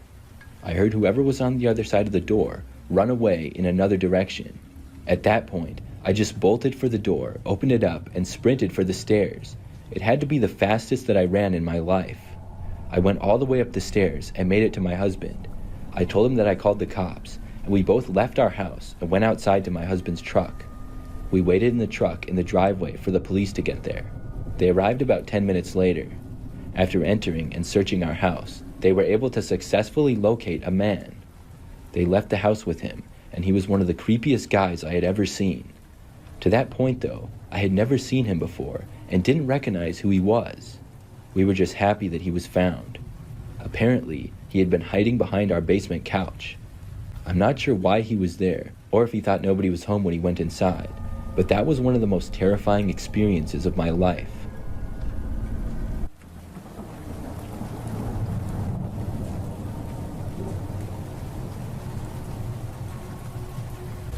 Thanksgiving had always been a family affair at my grandparents' small farm.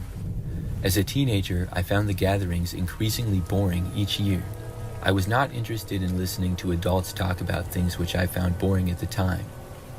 After an early Thanksgiving dinner, I felt restless and announced to my parents that I was going to wander the property. I just wanted some time to myself outside of the house. Eventually, I arrived at the old barn on the property. My grandparents didn't use it much anymore, and it was mainly used for storage. The barn door was old, but surprisingly easy to open.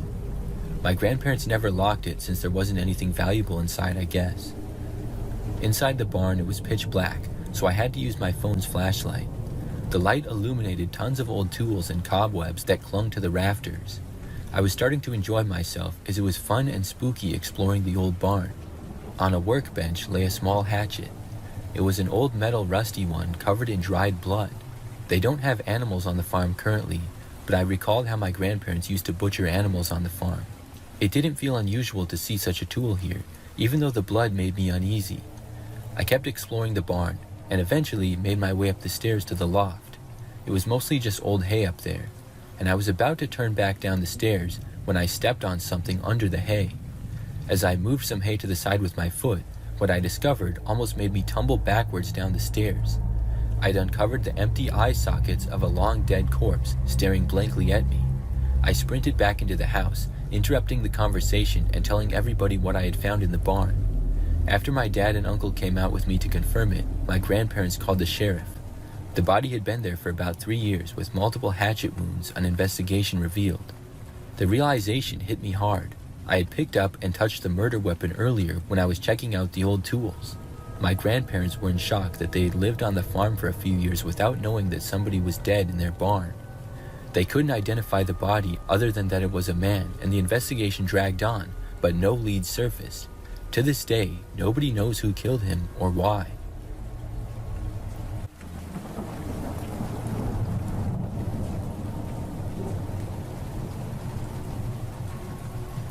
Something really crazy happened to me one time the night before Thanksgiving many years ago.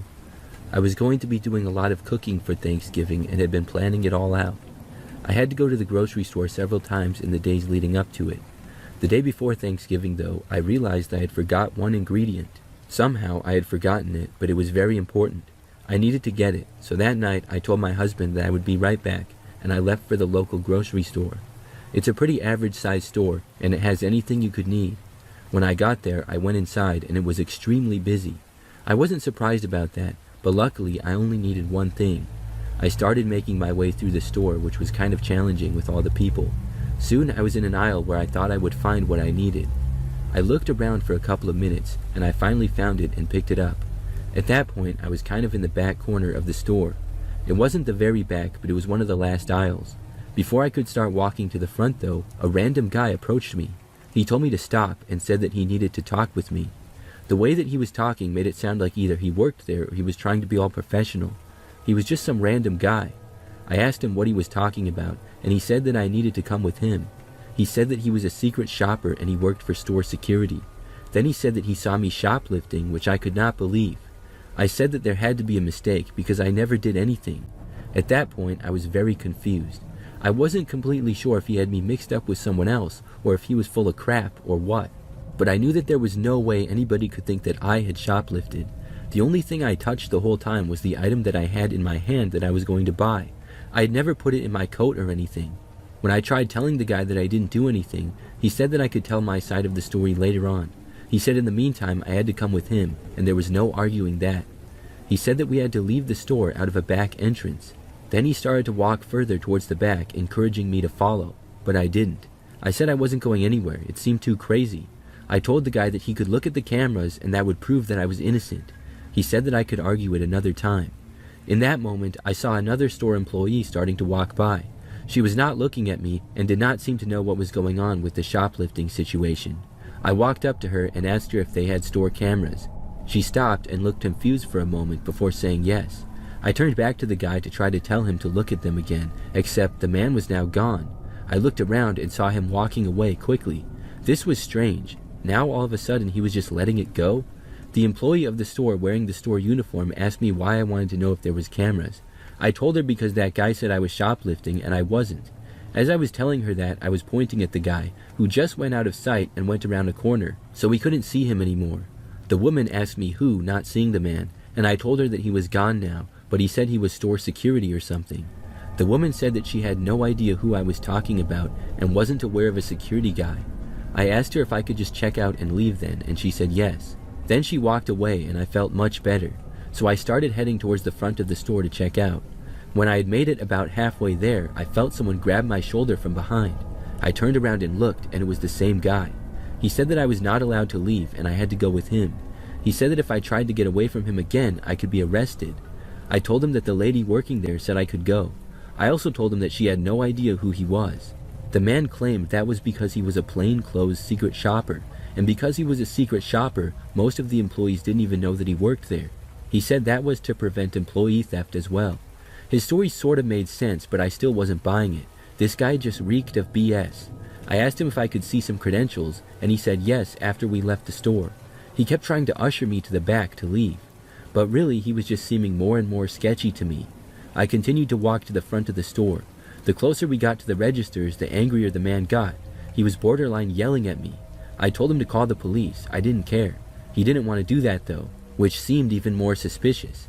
He claimed that was because it would make everything worse and that I would get a felony, and he was trying to help me. However, when we got to the checkouts, there were more employees around. As soon as I got near them again, the man turned and walked away. I got in line and he was quickly out of my sight. I wasn't buying that the guy worked there in any capacity at all. He was totally unprofessional and saying stuff that didn't make any sense. When it was my turn to check out with the one item that I had, I reported the guy. Soon after, a manager came over and I reported the whole situation to him. I was told that the man did not work for the store and they would look for him. I was also told that I was not under any suspicion of shoplifting and I was free to leave. It was a big relief, and I left the store and then walked out to my car in the parking lot. When I got inside my car, before driving away, I saw the man come driving up really quickly. He stopped in his car sort of in front of me. I realized the same guy was driving. His car was just stopped sort of blocking mine for a few seconds. He wasn't looking at me, which was strange, but he seemed to know that he was blocking my way of leaving. I rolled down my window and yelled loudly that I was calling the police and that if he tried to follow me, I was going straight to the cops.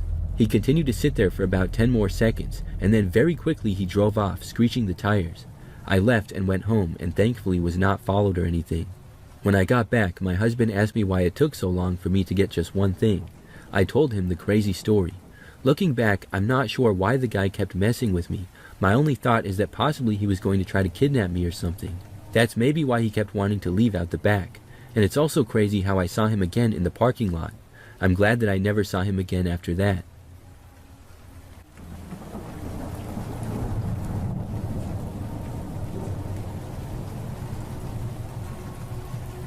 This happened when I was about 13 years old. I remember that year for Thanksgiving, we were going to be having it at our house. People were going to start coming over in the afternoon, and my parents were up late preparing food the night before, and my sister and I were helping clean the house. We had a 2-story house, and all of the bedrooms were upstairs. Downstairs was the main living room, the kitchen, dining room, and a few others. Our house was sort of big, and it was a good place to have a bunch of people over. I remember that before going to bed, my parents mentioned how they had to get up early to get more foods ready for the day. After we had all gone to bed, and the next morning came, I was woken up by my mom. She told me that both her and my dad were going to go to the store quick to buy a couple of last-minute ingredients that they hadn't realized they were out of. I was really groggy from my sleep and being interrupted. It must have been like 7 a.m. or so. I remember my mom saying she just wanted to let me know and they would be back soon, then she left. I instantly turned over and fell back asleep. Probably like 30 minutes later or so, my alarm went off and I woke up. I was a little bit more rested and awake now. I got out of bed and into the hallway to use the bathroom. When I did, I noticed that my sister's bedroom door was open and she didn't appear to be inside of it. I could sort of hear the TV playing downstairs and I figured that she was already up. I used the bathroom and then went downstairs. It was clean and the sunlight lit up most of the space. In the living room, the TV was playing and on the Thanksgiving Day parade. I looked around for my sister, but she was nowhere to be seen. I went into the kitchen, but she wasn't there either. I guess maybe she had gone with my parents to the store, and I returned to the living room towards the couch. Then I heard a noise. It sounded like a whisper. I got really startled, and then I heard it again. It was my sister's voice, and it sounded like she was behind the couch. I looked behind it and saw her. She was all crouched up into almost a ball and looked terrified. She just whispered to me that there was a man in the house and told me to hide. I quickly went behind a sort of lazy boy chair that was next to the couch in the living room. I whispered to my sister, asking where the man was. She said she didn't know, but when she came downstairs, she saw a guy in the kitchen. Just then, we both heard a noise. It was coming from the hallway near the front door. I looked out from behind the chair I was hiding behind, and I saw a guy walking into the living room. He was tall and wore a black sweatshirt. He also had on a hat, but I didn't get a good look at his face. I quickly but quietly tried to move back behind the chair so that the guy couldn't see me. I heard him walk around the living room, and the footsteps got closer. They came within maybe 15 feet of where my sister and I were hiding. I was terrified, and my heart felt like it was going to beat out of my chest. It's a good thing the TV was playing, or I feel like the man would have definitely heard us. I heard him walk farther away, and seemingly into the kitchen. The kitchen was farther away from the front door. I felt like maybe my sister and I could get away if the man was in there. I whispered to my sister and told her to follow me. We counted to 3, and then got out and ran as fast and also as quietly as we could to the front door. The area the man was in the kitchen was sort of blocked off from seeing us. We didn't look back to see if he heard us or saw us. When we made it to the front door, I unlocked it and opened it as fast as I could. Then we both rushed out the door and into the driveway. Right after we got outside, we saw our parents' car driving down the street and pulling in. It was great to see, and we both ran out to them. They barely had a chance to get in the driveway and seemed really confused to see us running out of the house. We got inside the back seats of the car and told them about seeing a guy inside the house. They ended up calling the police from the car as we sat in the driveway. We drove down the street a little ways because my sister didn't feel safe even being in the driveway.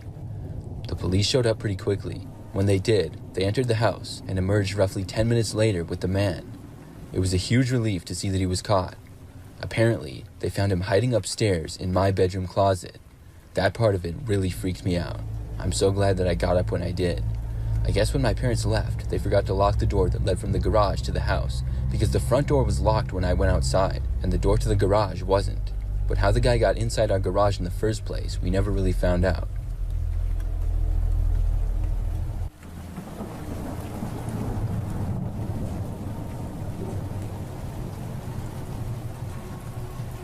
For Thanksgiving last year, I went back to my parents' house.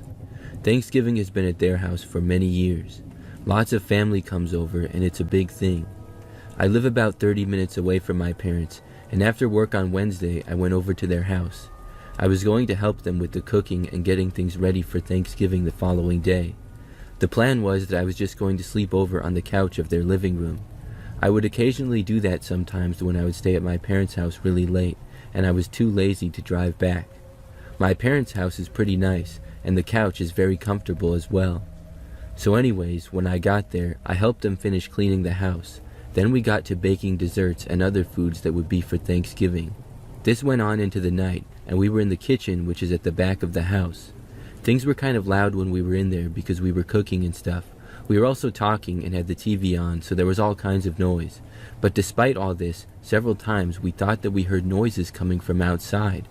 Right past the kitchen at the back of the house, there's a sliding glass door leading out to the patio. Back there are some tables and chairs, but also a few bushes and trees. We thought that we heard movement. The first time, it sounded like a chair was being moved. I remember looking over, but I saw nothing, and we just carried on. But you couldn't really see outside at all because the lights were on inside and it was dark outside. We were also too busy to really think about it much. However, sometime later, we heard a bush moving out there. We attribute it to the wind, but it just seemed like something more than that to me. Overall, it seemed kind of strange. But we never saw anything, and we were busy, so we just wrote it off as whatever. There was one more time that it sounded like something hit the window just off the dining room in the back end of the living room. It wasn't that loud, but it was noticeable. When we looked, we did not see anything. It seemed as though maybe it was squirrels or something like that. We just didn't give it that much of a serious thought. For the last couple of hours working in the kitchen, there were no more noises from outside at all. At one point, I even went outside briefly to cool off because the kitchen was hot and I was warm from all the cooking. Soon after that, we were all done in the kitchen. I remember that a while later, we all went to bed.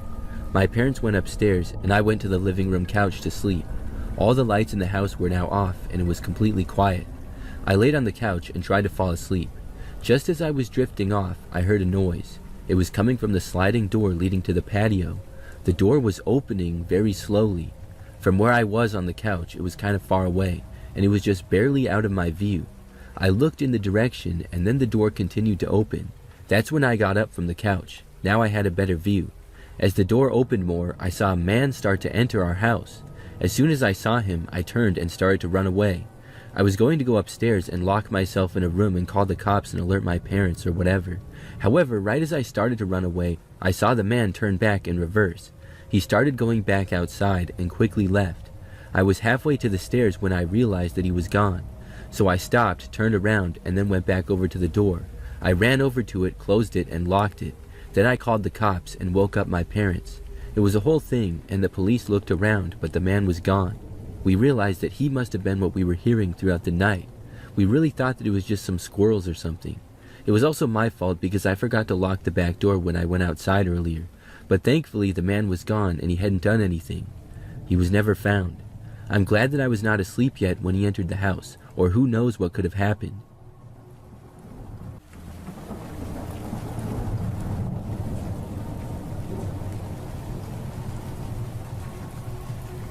My first semester of college as a freshman, I ended up spending Thanksgiving alone in my college dorm room. I was an international student and couldn't afford to go home for such a short break. In my first semester, I hadn't made any notable friends yet, at least the kind that would invite me to their family's Thanksgiving, so I was alone for the weekend. The campus was empty as most people had gone home, and the silence in my room felt heavier as the holiday approached. Thanksgiving night, I was really bored. I considered ordering takeout, but I had been alone in my room all day, so I wanted to get out for a bit. There was a small Chinese restaurant a few blocks from campus that I had been meaning to try, and it was one of the few places open for the holiday. I took a short walk through the cold and snow. The food was good, and I'm glad I decided to eat there since I could take some extra time to hang out in my booth and just be out of my dorm room. While I was at the restaurant, I was on my phone for a good chunk after I had finished eating, and I didn't notice much going on around me. However, after leaving and starting my walk back to my dorm, I found out someone seemed to be following me. I don't know if they were in the restaurant with me or just from the street outside, but I was scared and walked as fast as I could without actually running to get back to my dorm.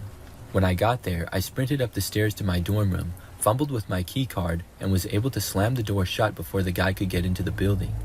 The man stood in the foyer of the building, pretending like he was only there to get warm. I had made it back though, and I felt safe, especially after going to my room and locking the door. Hours passed as I studied and watched stuff on my laptop, but around midnight, I heard my doorknob jiggle in an attempt to open, and then there was a knock at my door. I checked through the peephole and saw the same man who had been following me from before. He must have found a way into the building, but there was no way to know which door was mine. I even took all my name tags off my door. I just pretended like I wasn't inside, and eventually he went away. As soon as I left, I called campus security, alerting them that I thought the guy wasn't supposed to be in there. A bit later, I heard a commotion down the hall from my room, and I had to step out and see what was going on. 2 campus security officers had wrestled the same guy from before down to the ground outside of a student's door. There was also a student who appeared to be okay for the most part, with some blood coming from somewhere on their face. After they detained the man, I ended up getting the full story from one of the officers who had now arrived. Apparently, the man had been going around trying all the doors to see if any were open and knocking to see if somebody would open up. He ended up finding another student's door open and proceeded to enter and began physically assaulting the kid, but campus security was able to detain him before it got too out of hand. I'm just glad that I had decided to notify campus security about the man and that I locked my door also. Definitely not how I expected my Thanksgiving night alone in the dorms to go.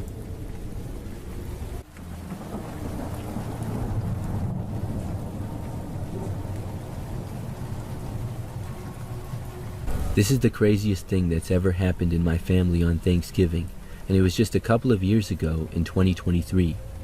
My family has a very strong tradition for Thanksgiving that's been going on for many years. We live in Detroit, and if you're a football fan, you probably know that the Detroit Lions play football every Thanksgiving Day. The game starts at 12:30 p.m., and it's always a home game in Detroit. This has been going on for many, many years. Starting with my grandfather, he used to have season tickets to the Lions, and then my uncle did as well. My dad would go to a lot of games also, and starting in the 1990s, we would always go to the Thanksgiving game. It became a group of us, up to 20 people, most of them family members, and sometimes we would bring friends as well. We usually sit in the same area and we carpool to the game. Most of our family lives just outside of Detroit, and we're only like 15 minutes from the stadium. So the tradition is to go to the game, and then afterwards we all go to my uncle's place and have turkey and watch the Cowboys game. A couple of years ago we went to the game as normal. We went there in 4 different cars, all packed full. I don't remember all the people that went, but there was a lot of us. Not everyone in the family goes, but I know that I was there with my wife, and my brother, dad, and uncles were there as well.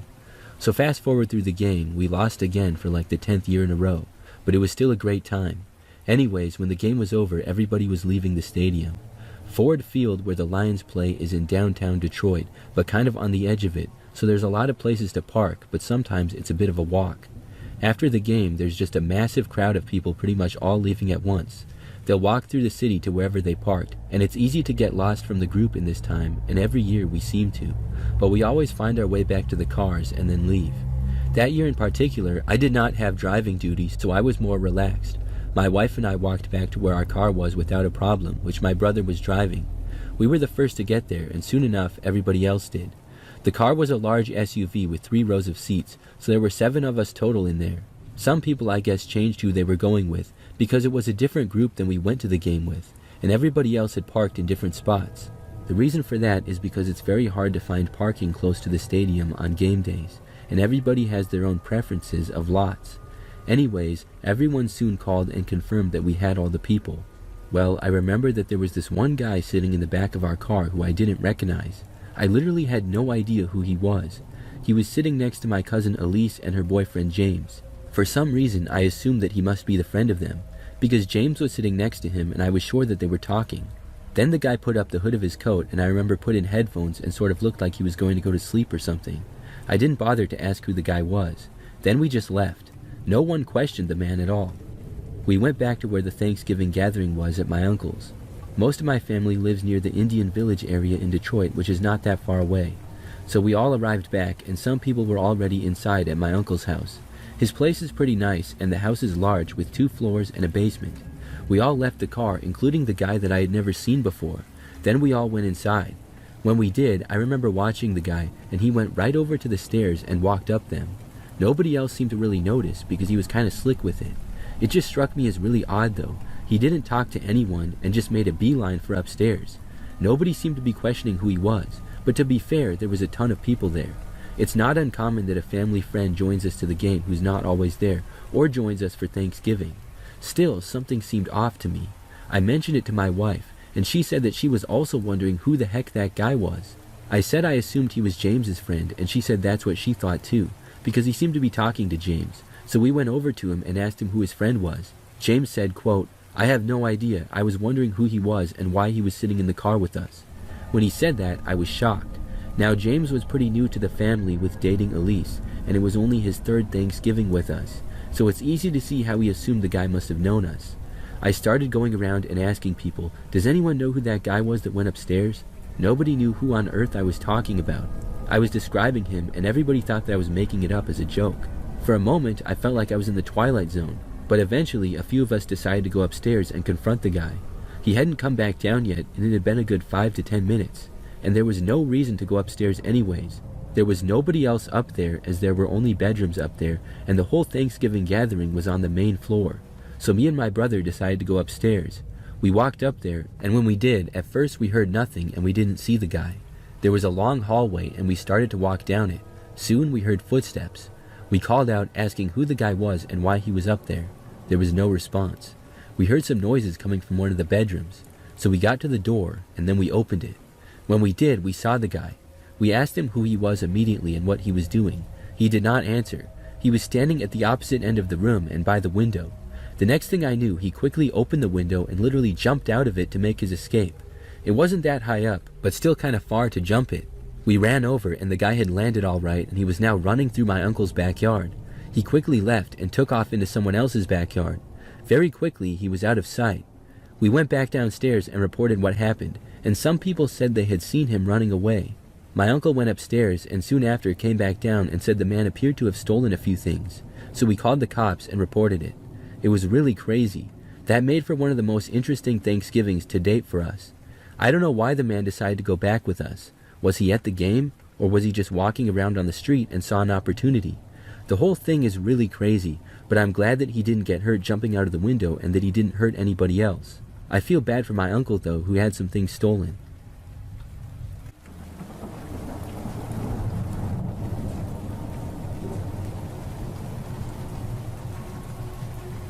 This happened back when I was a kid, and the year was 2003. I remember that I was 12 years old and it was Thanksgiving Day. The tradition back then is that my family would go to my aunt and uncle's house. They lived about 30 minutes away from us, and other members of the family would be there too, like my grandparents, more aunts and uncles, and cousins. It was usually about 20 or 30 people there, and the house we would go to was pretty large.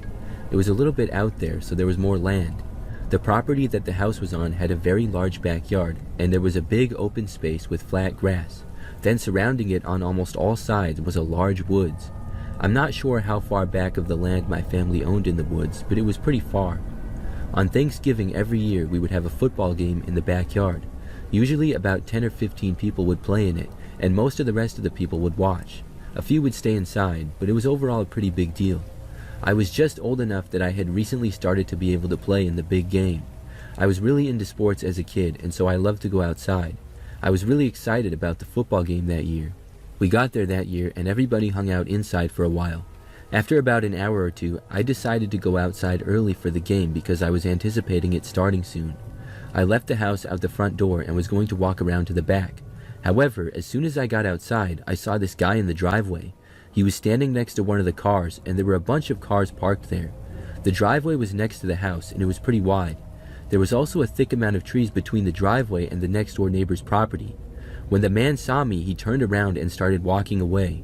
I didn't know whose car was whose other than a couple of people's, but it seemed to me like the man was trying to get into a car. I assumed at first that the car that he was at was his, but I also had no clue who this man was. It seemed sort of suspicious how he walked away as soon as he saw me though, and the man did not walk to the end of the driveway, and he didn't go inside either, but he walked into the trees instead. That also seemed pretty strange, and neither me nor him said anything to each other. He was quickly gone, and I figured that he was probably a neighbor or a friend or somebody else who I just didn't know. I was sure there was a logical explanation, and I just didn't give it that much thought, so I ran around into the backyard and started tossing the football around. Soon after, everybody else got outside. We started the football game sometime later, and it went on for about an hour. At one point during the game, I was on the sideline looking around. For some reason, I looked over to the woods. I noticed just past the tree line that same man. He was sort of hiding behind a tree and watching the football game. I'm surprised that I saw him because it was kind of hard to tell that he was there. And now this seemed really odd.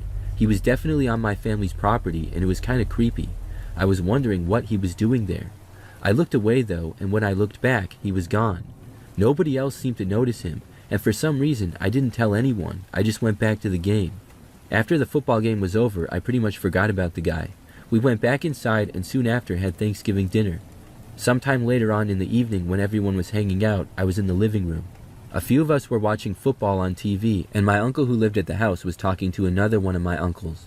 I overheard him saying that he thought someone had attempted to break into his car as well as their house the previous week. He was saying that he saw marks around the door of his car that he knows hadn't been there, and he said that his dog was barking like crazy that night, and when he let the dog out, he thought he heard somebody running away. He also heard some noises at the back door once, and when he went out to look, nobody was there. When I heard this, I remembered the suspicious man that I had seen. I told my uncle about it. This prompted us to get up and go outside. A group of about 5 of us walked around the property looking around. By that point, it was nearly dark out. However, when we were looking around, we didn't find the guy. We went back in, and the rest of the night, nothing strange happened. I'm not sure if he came back or not, but he wasn't able to break into anybody's cars. I'm guessing that he thought some people would forget to lock their doors at a Thanksgiving gathering. I never found out more about it. I'm not sure if he ever came back to my uncle's property or not. The years following that, the guy was never a problem. But that one year was pretty strange, especially when he was in the woods. I'm not sure why he was watching us or where he came from, but it was really creepy.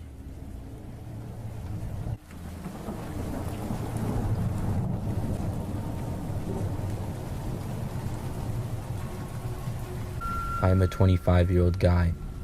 A few Thanksgivings back, when I was still in college, my family was hosting Thanksgiving at our house like we always did. Typically, about 15 to 20 family members would all come over to our house. Before dinner, we hung out, had football on the TV, and had some snacks out. My older sister had just recently got engaged to her now husband Mark, and I've always been a bit of an amateur photographer, so the three of us went outside to take some photos. It was a perfect day and time for photographs because it had just begun to lightly snow and the sun was sort of peeking out of the clouds. It looked pretty cool. We went out to our backyard, which was fairly large. There were several acres of land back there with a shed and a pretty big woods. We went to the entrance of the woods, which was kind of our family photo spot, and I began taking pictures of them. We went to several other places in the yard and were outside for about 20 minutes and then came back inside. We looked over the photos briefly and then it was time for dinner, where we had turkey and potatoes and all that good stuff. A little later that night, when we were all relaxing and watching some football, we decided to go over the photos again with a couple of my aunts to see. I have to admit that most of the photos were really good, but when we got to the ones in front of the woods, we noticed something. In 3 photos, in the window of the shed in the background, we could see what appeared to be a man's face looking at the camera. We had completely missed this the first couple times we had looked. It was a pretty creepy sight to see, and my sister couldn't believe it. We weren't able to make out much details of the man because of how far away he was, but we could only see his head in the window. We showed the pictures to my dad, who decided to go out to the shed with 2 of my uncles. They were all pretty large men, and said they were confident they could take whoever it was, but we still didn't know who the man was or if he was dangerous or not. We also didn't know if he would still be in the shed. Many of us watched from the window as my dad and 2 uncles walked out of our house towards the shed.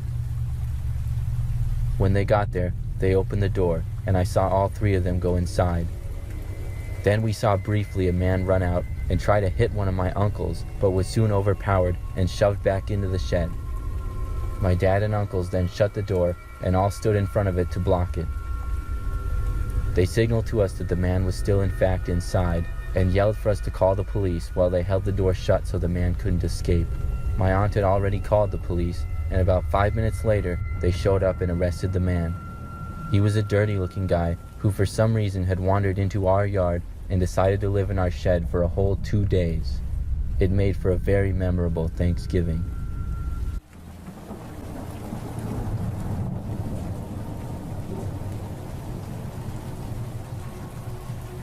This happened to a friend and I on Thanksgiving night 5 years ago.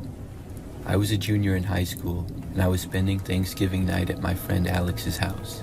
We had been friends since middle school and took many walks around town at night. And that's what we did late Thanksgiving night this year after dinner and watching the NFL game. Our town was a pretty good size of about 15,000 people, and it had a low crime rate. Nothing major ever really happened in our town, so we felt safe, even at 11:30 p.m. That night, we strolled through Alex's neighborhood, which was familiar territory for us. We walked down the main street, which was our usual route. As we continued on the main street in town, a car passed us. I didn't pay much attention to it until it turned around at the end of the street. I'm glad one of us had looked behind shortly after, because we noticed that the car had stopped on the side of the road. I exchanged a glance with Alex, both of us instinctively tensing up, because nobody got out of the car, and the car just sat there with its engine running. We kept walking, a little more nervous now about why the car just randomly stopped there. It wasn't in front of a house or anything. After a bit, the car suddenly started moving again, but this time it was speeding in reverse towards us. We both started to panic and jumped into the woods to our left, which wasn't that big of a forest, but it was pretty thick in there. We had run only about 15 feet into the thick woods by the time the car had gotten to our location, so we stopped moving and looked back through the branches and leaves to watch and stay quiet. The passenger side door of the car swung open, and a man stepped out. I didn't get a good look at him because once again it was really thick woods and there were tons of branches and leaves in the way. In the dim light though, I could see that he hesitated and scanned the woods from the sidewalk, perhaps searching for us. For a moment, he seemed to consider chasing us, but then he turned and got back into the car. The car eventually backed out of the area and drove away. We waited in the woods just a little longer, but since there weren't many cars out on the road, we were nervous about seeing that one again. We snuck back towards Alex's house, trying to stay off the main road as much as we possibly could by cutting through some people's backyards. I have no idea if the intention of the people in that car was a prank, a mugging, or a kidnapping, but I'm glad that we were cautious anyways, and we ran into the woods as soon as we saw the car coming towards us in reverse. After that night, we still continued our walks, but we both carried small knives on us after that just in case.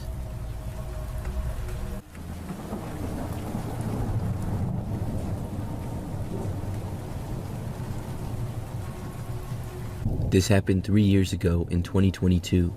It was Thanksgiving week, and my daughter's boyfriend had invited us over to his family's house to spend Thanksgiving there. There wasn't much space in the house, so my daughters and I had to stay in the basement. The only people who lived in the house besides my daughter's boyfriend were his grandmother, his sister, and her husband.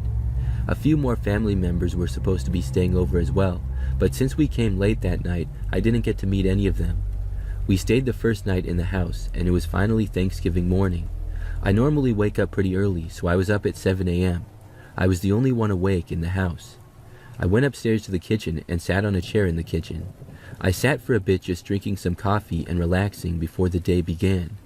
As I was drinking my coffee, I saw a cute little boy coming downstairs. He was in his pajamas and came down to the fridge to get something to drink. I smiled at him and watched him go back upstairs. I remember thinking about how adorable he was. Well, later that day, everyone got ready and went into the kitchen and living room as we began our Thanksgiving celebration. Everybody was together and having a great time, and that's when I decided to ask out loud, "Hey, where's the cute little boy that I saw earlier this morning?" I was instantly pulled aside by the grandma of the family. She looked at me in shock and said, "Shh, careful, my daughter doesn't hear you." The grandma explained to me how her daughter's son, her grandson, died in front of the house a few years ago. He got hit by a car. Grandma told me that she sees him sometimes too, but nobody believes her. My heart instantly dropped as I couldn't believe what I had just heard. After hearing that, I couldn't help but have a weird feeling for the rest of the time that I was in that house. Later that night, my daughter and her boyfriend went upstairs to get some yogurt from the fridge. She specifically remembered grabbing a strawberry yogurt and putting back a banana yogurt she had grabbed. As they headed back down to the basement, their hearts dropped as they noticed that the banana yogurt was placed on their bed. We felt super uneasy about this. Thankfully, we ended up going home the next day, but I'll never forget how crazy those 2 days were.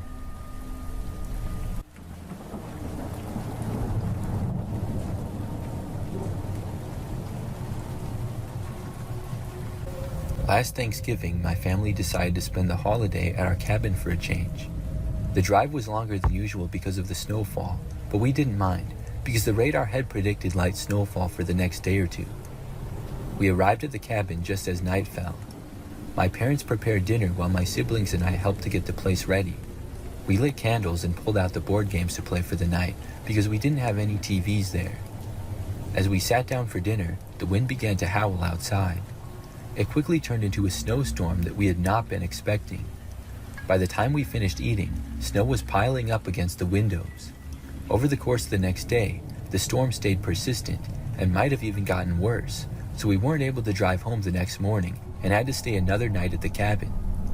The second night, the power ended up going out as well. Later that night, after everybody had gone to bed, I began to hear noises. It was no longer just the storm, however. I began hearing other sounds mixed in, such as thuds and scraping noises. I laid in my sleeping bag and tried to fall back asleep, hoping that it was nothing unusual. Suddenly, a loud bang echoed from the back of the cabin. I glanced over at my parents, who were both still asleep, so I decided to get up and check. As I crept to the back door, I noticed that the snow had drifted against the windows. I looked out, and for a moment, I saw nothing but white. I kept looking, though, and saw some movement through the snow. Approaching the door, I saw a figure who was carrying a log or a big piece of something else. I ran upstairs to wake my parents, and as I got to their room, an even louder banging and pounding on the door began. The louder bangs had already woken them up, thankfully. My dad grabbed a flashlight and a crowbar while my mom called the police. We huddled together out of sight from the door, waiting for the police to arrive. The loud banging and scraping continued as whoever was out there attempted to break into our cabin. The door by the lock area actually started to splinter a little as the person kept banging on it with their piece of wood. The police pulled into our driveway just in time though, and the man bolted into the woods. The officers didn't even bother trying to chase after the guy in the woods because of the snowstorm. The storm finally let up early the next morning so that we could get out of there and go home. Looking at both sides of the lock and the door in the daylight the next morning, it was a miracle it even held up. It was a good thing the police were able to make good progress through the snowstorm, because I'm not sure how much longer the door would have lasted. Also, we discovered that our power had been purposely cut, something which we had just thought happened as a result of the storm. My family had no idea who the intruder could have been, and we ended up selling the cabin soon after the incident just in case.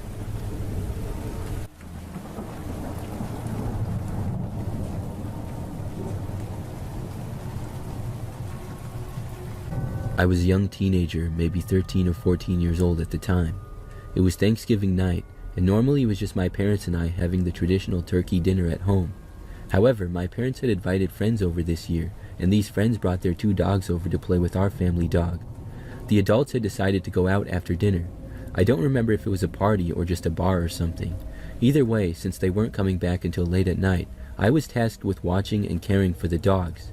I, of course, used this opportunity to watch TV downstairs in the living room.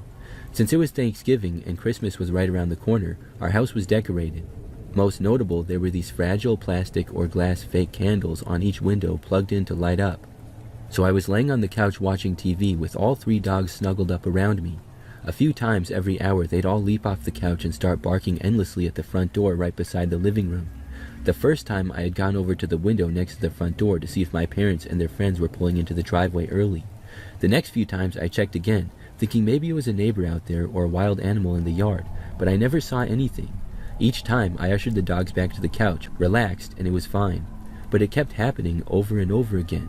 I don't remember exactly how many times the dogs did this, but the last time I had gotten up to calm them down again, I noticed they were angled slightly more to the window with a candle than the door this time. I was intending to peek out the window to see if something was there, but as I did so, the candle was suddenly torn out from the socket in the wall and broke against the wall behind me. The dogs erupted in more panic. I had no idea what to do, and I ran upstairs with them following. I didn't know exactly what my plan was. If this happened now, I'd most likely go outside to a neighbor. But regardless, I locked myself and the dogs in my bedroom upstairs until I eventually fell asleep. The next morning, my parents returned, and I got in trouble for breaking their decorative candle. They'd never believe me if I told them what happened, and I'm honestly still confused. I really don't know what happened there.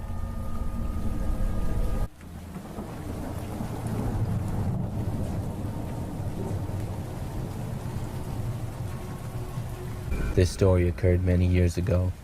It was probably the early 2000s at the time, and I was about 5 or 6 years old. The Thanksgiving tradition for my family is to go to my Uncle Rob and Aunt Carrie's house. They have a pretty nice place about 30 minutes away, and it's a middle point for lots of our family to meet. I remember that year we had a big family 2-hand touch football game outside. It was really fun, but I was too young and too little to participate, so I stood around and watched with the rest of the family.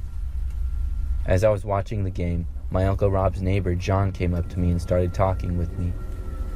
John would also be at our family get-togethers sometimes, because he would often just stop by and say hi, and then end up staying for a while. I didn't know much about him, but he always just seemed a little bit strange to me. He was probably in his 50s, and had grayish hair and wore large glasses. He asked me several questions about football and who my favorite players were and stuff, and then talked with me about some other things. I remember then he asked me if I wanted to see his house. I didn't really want to, but he was really persuasive and kept telling me that I had to see it. So finally, I said okay, and then we got up and we walked back to the front of the house and then down the driveway. We walked down the street into his house, which was maybe a 10-minute walk away. When we got there, I saw his house, which was an older, more beat-up looking house. He let me in the front door, and the first thing I smelled was a strong, musty smell. The house was pretty messy, and I didn't really know what we were doing there. He told me to sit on the couch, so I did, and he turned on the TV. I remember watching football on TV for a little while he sat across from me in his chair. We did that for maybe 10 or 15 minutes until the front door suddenly opened. It was my Uncle Rob. He looked really surprised to see me and asked us what we were doing. John then stood up and told my Uncle Rob that I had been begging him to take me to his house. He said that I had to go back, and then I went back to Rob's. John stayed there. I really don't know why John invited me over to his house that day, but after that Thanksgiving, I never saw or heard anything about him again.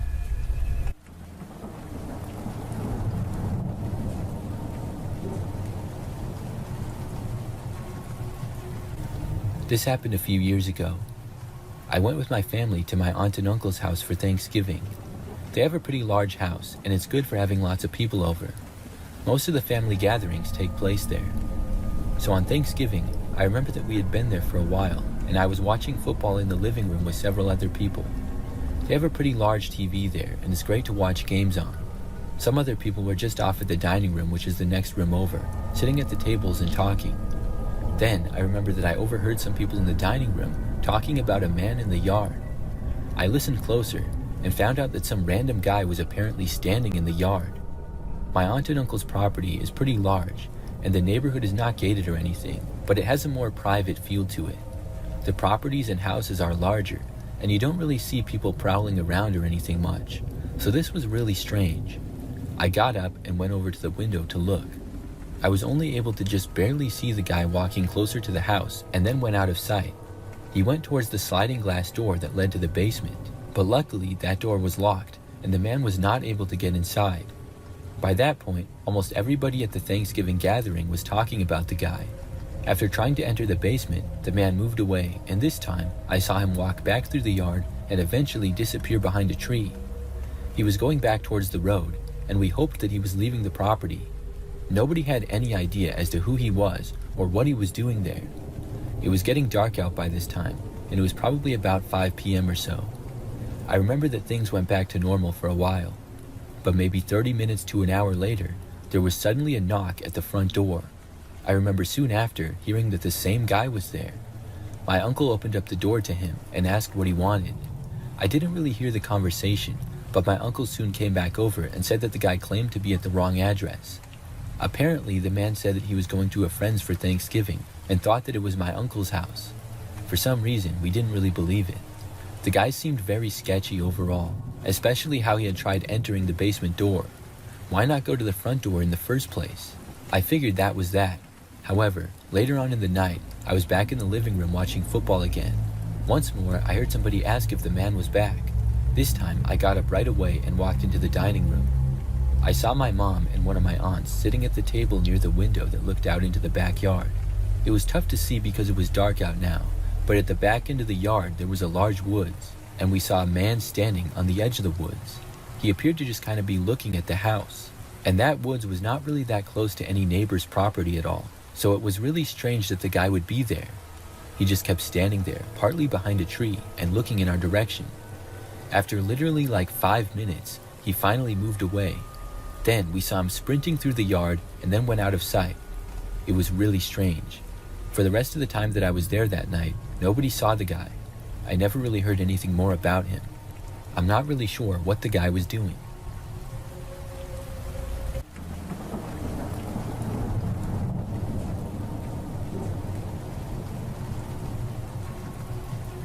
I was organizing some stuff in a storage unit until late on Thanksgiving night after dinner one year because I was moving places later that weekend. I share a storage unit with my mom and dad in a kind of sketchy area in town, but a part that I knew nonetheless. All my stuff was in the back of the unit, so I had to do a lot of lifting and moving. It was dark out and I was the only one left in the storage lot. Our unit is on the outside lot. As I was taking stuff out and getting it ready to move for the next few days, I saw a man come out of the inner storage lot inside the building. I kind of got a sketchy vibe from the dude, but he seemed homeless. So I said happy holidays and he asked to help me, but I insisted I was fine on my own. He then left and I continued moving stuff back into storage. The guy then showed up again and approached me closer this time and said, "You sure you don't need any help?" And I said, "I'm good, but thank you." Then he said, "Look, I need help moving my stuff into my storage, so can you open the door for me in the inner lot?" At that moment, I knew something wasn't right. I declined, saying I needed to get home and it was important, to which he responded, I think what I need to do is more important. My anxiety started kicking in hardcore. I finished packing my stuff and clutched my keys to the car to get out. I locked my storage unit up, all while having a conversation with the man. I tried to keep my cool because I had no idea if he had a gun or a knife on him. I said I would help him, but had a plan to start running, had my phone ready, and made sure that he stayed ahead of me. I then told a fib that my mother was sick today and it was a hard day. After hearing this, the guy started to be more friendly and nice. He then stopped before we got to the door and went, actually, I don't need your help. At that moment, I knew that I used my wit to its advantage. He felt empathy and I started walking away. He then asked for a ride and I said that I couldn't do that. I started walking faster and he followed me and said please, and then asked why I looked so stressed and worried. I then got in my car and he started knocking on my window. I drove myself to the gate and I had to enter a code to get out of there. I had a feeling that he was going to mug me, rob me, or possibly worse. Thankfully, I was able to get out of there and drive away from him. The only thing I know is that I'm investing in some self-defense weapons, as that was the most terrifying thing in my life.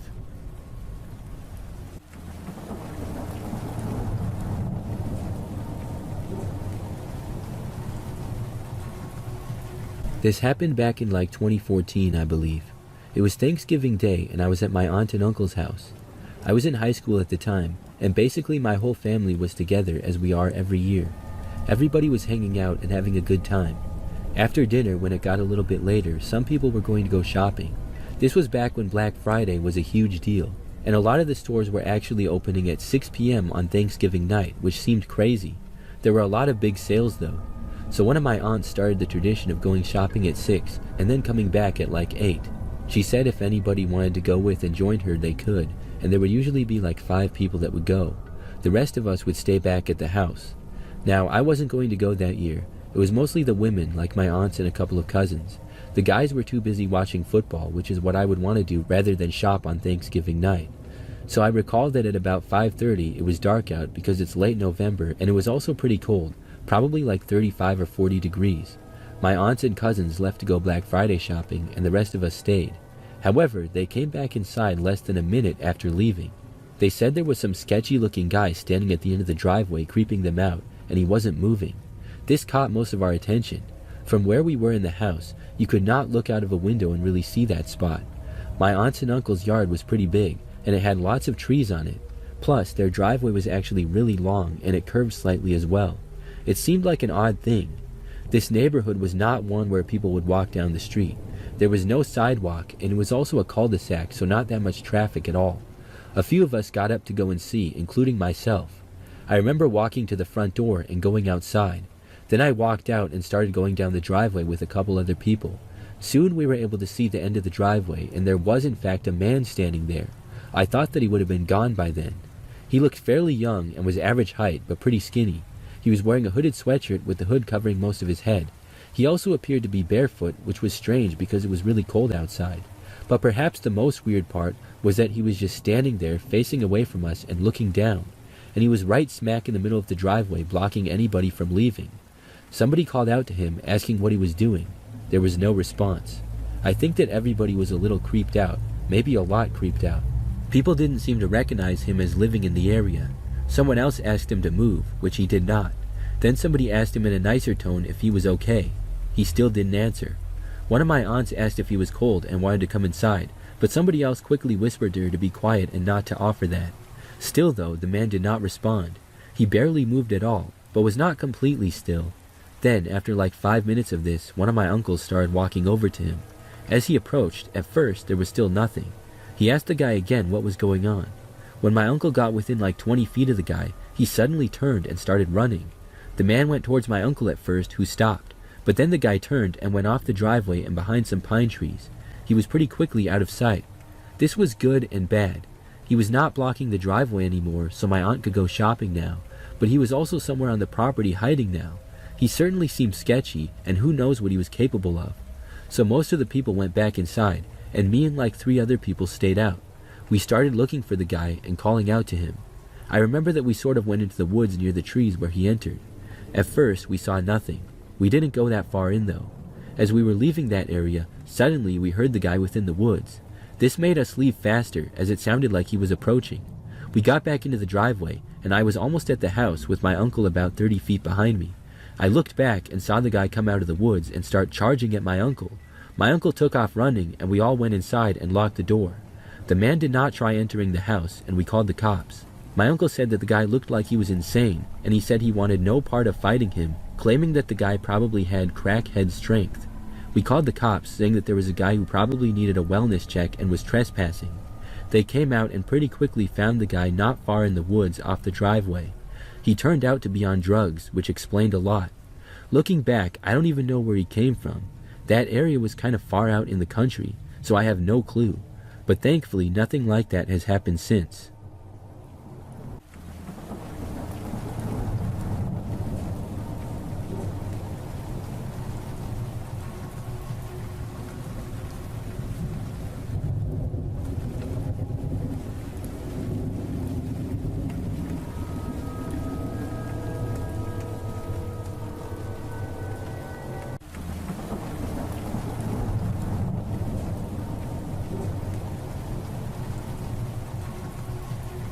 Last November, my brother was visiting us from Dundee in the UK with his 3-year-old son.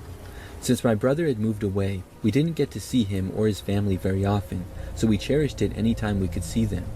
His wife unfortunately could not travel due to work, and only a day into his visit, he was called back himself for an emergency. His son, my nephew, wanted to stay as we bought him tickets to the football match the day after, so I agreed to take him back to his dad in Dundee after the game. The only train I could get was a late one, and it was therefore the last one of the day. So I took my nephew to the football match and headed straight for the station afterwards. The train was busy, but I had booked us 2 seats for the long train ride. Just as we were about to board the train, the man standing next to me made an odd comment. He said something about packing them in like sardines and how he hates sardines. I found this fairly odd, but I just laughed it off awkwardly. I've never been good at making conversations with strangers, and I always feel uneasy when they approach me. As we made our way to our seats, I noticed an old couple sitting in them. I told them these were our seats, but they were rude and told me that old people shouldn't be made to stand for a journey. I always hate confrontation, especially in public, so I just left. There were no 2 seats together anywhere on the train, so my nephew and I were forced to stand for about an hour until many people in the back finally got off when it stopped in Perth. My nephew and I sat down, and I mistakenly fell asleep as I was so tired after the long day and standing for an hour on the train. As my nephew was only 3 years old, he obviously fell asleep as well. I awoke just as the last passengers were getting off at Dundee. I quickly jumped up and tried to get my nephew off the train as quickly as possible, but he was too slow and I had to stay on the train with him, meaning we missed the stop. As the train was delayed slightly, it was now going straight to Aberdeen, which was about another hour or so away. I sat down and tried my phone to anyone I knew, but I didn't have a signal. I began to panic, as I know there would be no return trains from Aberdeen at this time of night, likely meaning I would have to stay the night there in a hotel. I tried to compose myself, and I looked about the train to see if there was anybody who could maybe help me. My carriage had cleared out by this point, and there was only 3 other people left. An older woman sleeping a few rows in front of me, a young man reading a book at the opposite side, and a 3rd man behind me. I told my nephew to go back to sleep, and started trying to plan what I would do when we got to Aberdeen. As my phone had no signal, this was obviously going to be difficult, and I thought I should ask the man behind me for any help. I looked in the window's reflection at him, and noticed he was the same man who made the sardine comment earlier. He was a middle-aged man, average build and height, and there was nothing that would suggest he was in any way dangerous. Except one thing, he was staring right at me. I looked away for a minute, thinking maybe he was just looking about the train as I did only a moment ago, but when I looked again, he was still staring. His stare didn't seem to break until he got up to presumably go to the toilet. I debated switching to another carriage, but before I could gather my stuff and wake my nephew, he returned. Only this time, he sat in a different seat facing me directly. A few uneasy minutes went by before he made his first comment. He said, "Someone's sleepy," and nodded towards my nephew. I laughed awkwardly and put my earphones in to avoid having to talk to him, even though my phone had just died. The sardines man said, "Must be some set of earphones if they can listen to music when your phone's dead." My heart dropped. He continued and said, "I'm only kidding you on," but I now had no excuse to avoid a conversation with him. He asked if I was going home or visiting someone, and I made the mistake of telling him what happened and that I had missed my stop. He responded by saying, "That's quite the situation. You won't get a train back at this time." I nodded and said I would just find a hotel for the night. He then approached my seat and sat across from me. He said, "Hotels will all be booked out, and even if they aren't, they'll charge you a fortune." He continued and said, "I've got a place not too far from the station. You can stay there for the night and get the train in the morning, and don't worry, I'll stay out of the way of you and your son." I explained to the man he was not my son, and that I was happy to spend the money for a hotel. I said this while also trying to stay polite by saying I didn't want to be a nuisance for him, even though I was just not going to stay at a stranger's place. The man responded in an overly friendly tone with, "Oh, believe me, you won't be any nuisance to me." I was now feeling extremely unnerved, but tried my best to talk myself out of the situation. The conversation carried on for another 10 minutes or so, and he was increasingly insistent that I stayed with him. I didn't have any idea what to do. I felt completely helpless. I told him that I needed to use the toilet as an effort to get away from the carriage. That was when he grabbed my wrist below the table. "You're not going anywhere," he said in a hushed tone. "You're staying with me. I'll keep you safe," he said in an extremely chilling voice. I couldn't even bring myself to scream out in that situation. The only other passengers on the carriage were at the opposite end, and I was terrified that if I screamed, the man might hurt me or my nephew. He wouldn't let go of my wrist and repeatedly told me to just act natural. The remaining part of the journey seemed to last a lifetime, and it seemed like there was no light at the end of this tunnel, as this man would not let me go. The train finally reached Aberdeen, and the man told me to wake my nephew without alarming him, and to tell him that we were staying at this nice man's house for the evening. He held my hand as we got off the train, and my worst feelings were coming true, as I knew what would happen when this man got us back to the house. All of a sudden, I was knocked to the floor in a heap of bodies. The police had tackled the man and were arresting him. As I got to my feet, I grabbed my nephew's hand and ran a couple of yards away before completely breaking down. The police comforted me and told me that the young man who was reading his book at the other end of the carriage noticed what was going on. During the train ride, he had sent a text to the British Transport Police, whose number is all over the walls of the train on posters. It took me a couple of minutes to process everything, but I managed to gain enough composure to thank the police and express my gratitude towards the man who sent the text. I only managed to say a few words to him, but I will be forever grateful. He saved me from what would have been a night of terror, and possibly saved me and my nephew's life. The police very kindly took my nephew and I back to Dundee, where my brother and his wife were extremely relieved to see us. It's been some time since that incident now, but I vowed to myself to never fall asleep on the train again, and that I will never miss my stop again.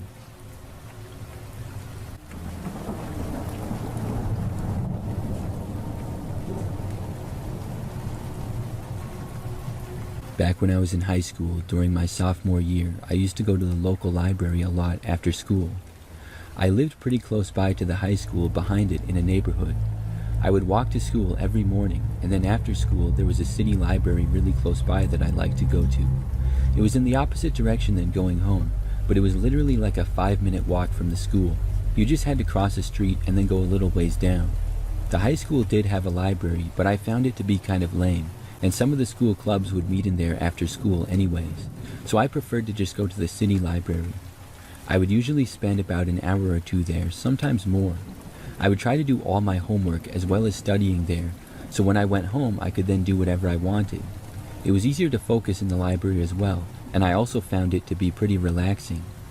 The city library was nice. It was large, had every book you would want, and also had a lot of tables for studying as well as several computer labs. So one day during that sophomore year, classes let out for the day and I walked across the street and down to the library.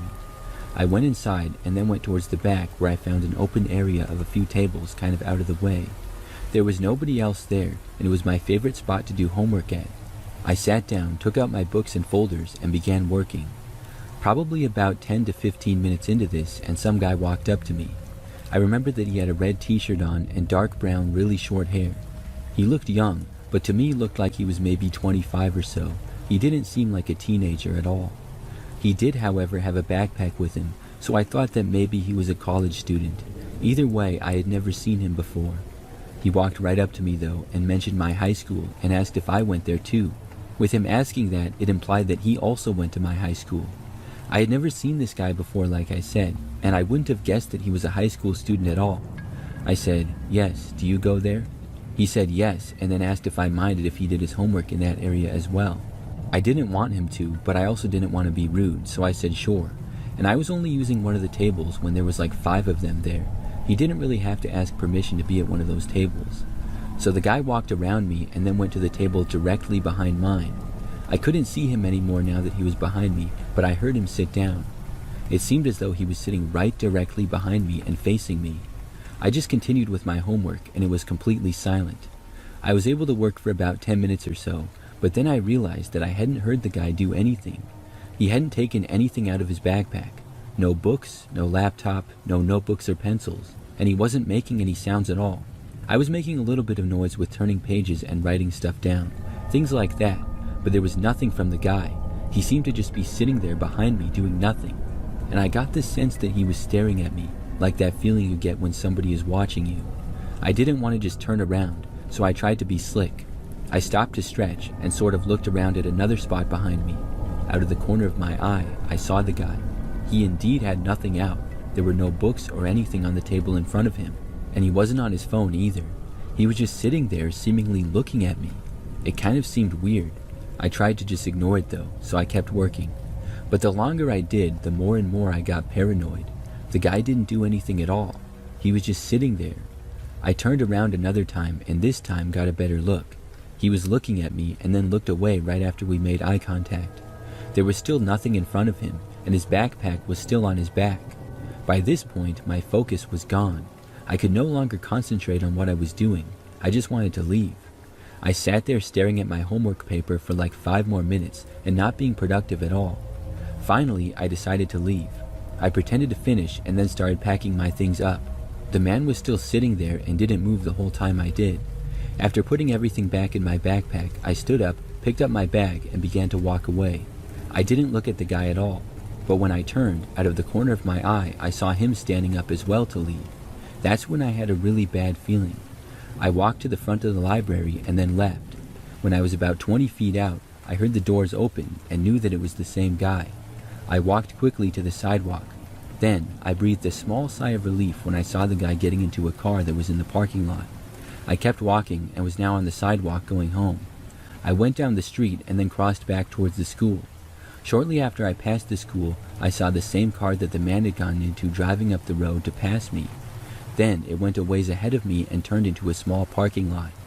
This lot was for a park across the street from the school, but it was also used for extra school parking. It was completely empty by this time. As I continued to walk, I saw the car park in a spot facing the street. The man did not get out. I kept walking, just hoping that I would get away from the guy and never see him again. Eventually, I passed it. It was on the other side of the road, so I didn't get a good look at him, but I know he was still inside the car and the engine was still running. Now I just had to pass a couple more streets and then I would take a right for my street. As I walked, I noticed the car start to leave the parking lot. It backed out of its space and then headed towards the road again. I was walking by several residential streets now. As I saw the car pull back onto the road, I felt like the guy was going to follow me, so I quickly turned into one of the streets that I was closest to. I heard the car now on the other street getting closer. I went down the residential street and then went up the first driveway that I saw. There were some trees in the front yard, so I ran up and hid behind one. I saw the car turn in down the street and start to drive really slow. When it had passed me, it kept going, but I had to wait until it was almost out of sight. Then I quickly ran out from behind the tree and back towards the sidewalk. I made it back to it and then started sprinting for my street. I made it there, but then saw that the car was now starting to go down my street from the other end. It must have wrapped around because all the roads over there connected.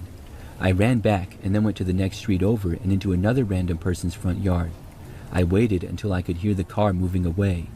Eventually, I turned back to another nearby street. I got up and ran again, this time making it to my street once more. I ran to my house and was finally able to make it home. I got inside and locked the door. Then I watched out the front window and actually saw the car driving by again really slow, but I don't think he knew which house was mine. After that, I never saw the guy again. Looking back, I know that he didn't go to my school. He was way too old to be a high school kid. That was one of the creepiest encounters I've ever had, and I'm glad that I got away from him.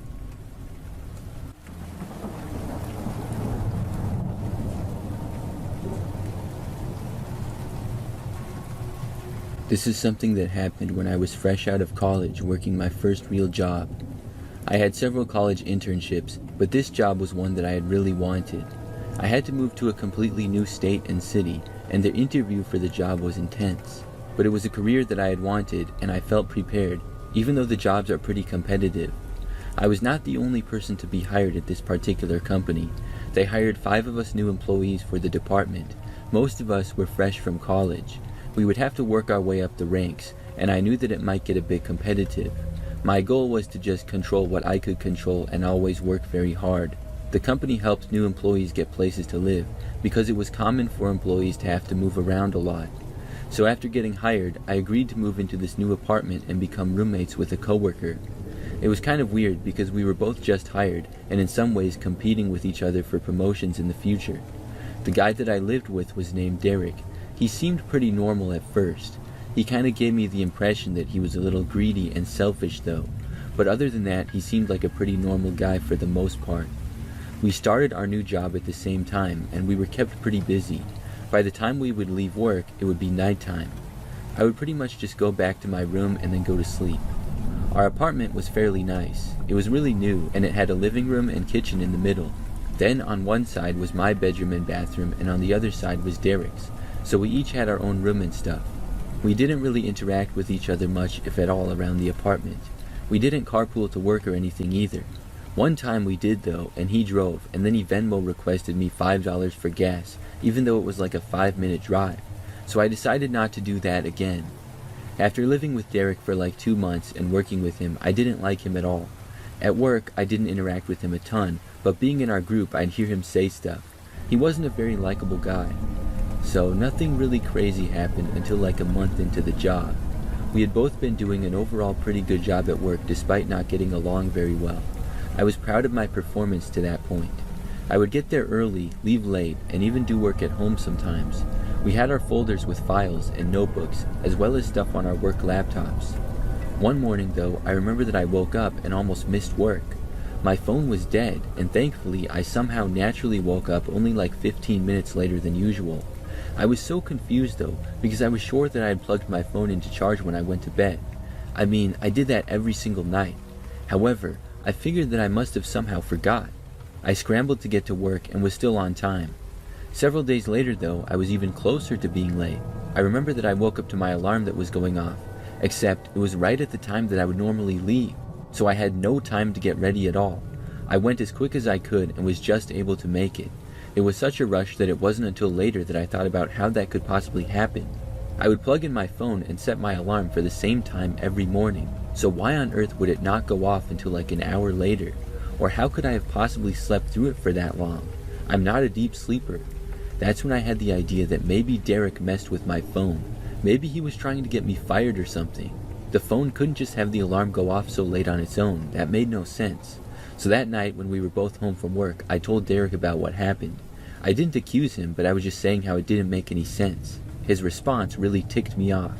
He said, "I don't know, man, that's your problem. Learn how to wake up on time or maybe you shouldn't be working here." So a few days went by without anything strange happening. Then, one morning when I woke up, all my files were out of my folder and on the floor. They had been organized and now they were all out of order, which was pretty important. So I had to reorganize them before work, which almost made me late again. I knew at that point that Derek was messing with me, even though on a slim chance maybe the folder had just fallen off the desk because it had been on the edge of it. But things wouldn't get messed up that much. So that day after work, I accused Derek. I told him to stop messing with me. He said that I was just a disorganized slob and I was crazy for accusing him. I thought about what I could do. I couldn't report Derek to work or anything because I didn't have sure proof, and I knew that Derek would probably make something up about me if I did. So instead, I tried to take measures to prevent Derek from messing with me. I couldn't do anything drastic like stay up all night to try to catch him. I needed to get to bed at a decent time to be up early and get rest. I also couldn't install a lock on my bedroom door because our apartment prohibited it, and for some reason the bedroom doors didn't have locks on them, which makes no sense. Just the bathrooms had locks. So I decided to sleep with my phone under my pillow. That way, if Derek tried to grab it, I would wake up. I also kept my files hidden in my room.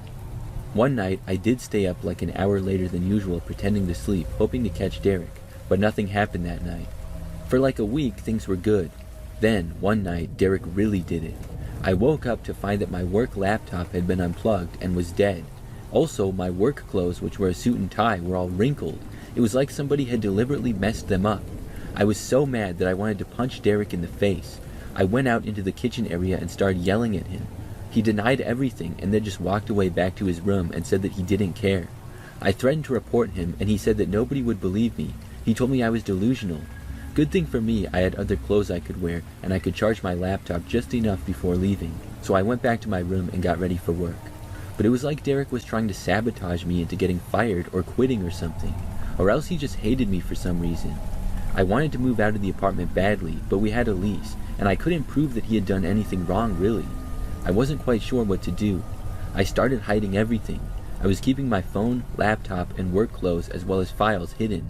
I was putting other things in places where it would be really loud to move them. One night, I actually sort of caught Derek. I woke up to a sound in my room. When I opened my eyes, it was very dark, but I saw movement. I quickly turned on the lamp next to my bed and saw Derek sprinting out of the room. I yelled at him, but he was back in his room within seconds. I got up and followed him out, but he had like a 10-second head start on me. When I got to his room, he was in bed pretending to sleep. I called him out for being in my room, and he pretended that I had just woken him up and got all mad at me. He claimed I was crazy, so I went back to my bedroom at that point. I still didn't have any proof of anything. Over the next few days, nothing else crazy happened. Maybe after that close call for Derek, he decided to take a break from messing with me. But then, something unexpected happened. During the workday, I heard that Derek had been fired. I hadn't seen him in a few hours, and another coworker said that he had been harassing a female coworker. He had violated the rules and was let go. So the rest of the workday after that was several more hours. When I got back home that night, Derek was gone. However, the entire apartment had been trashed.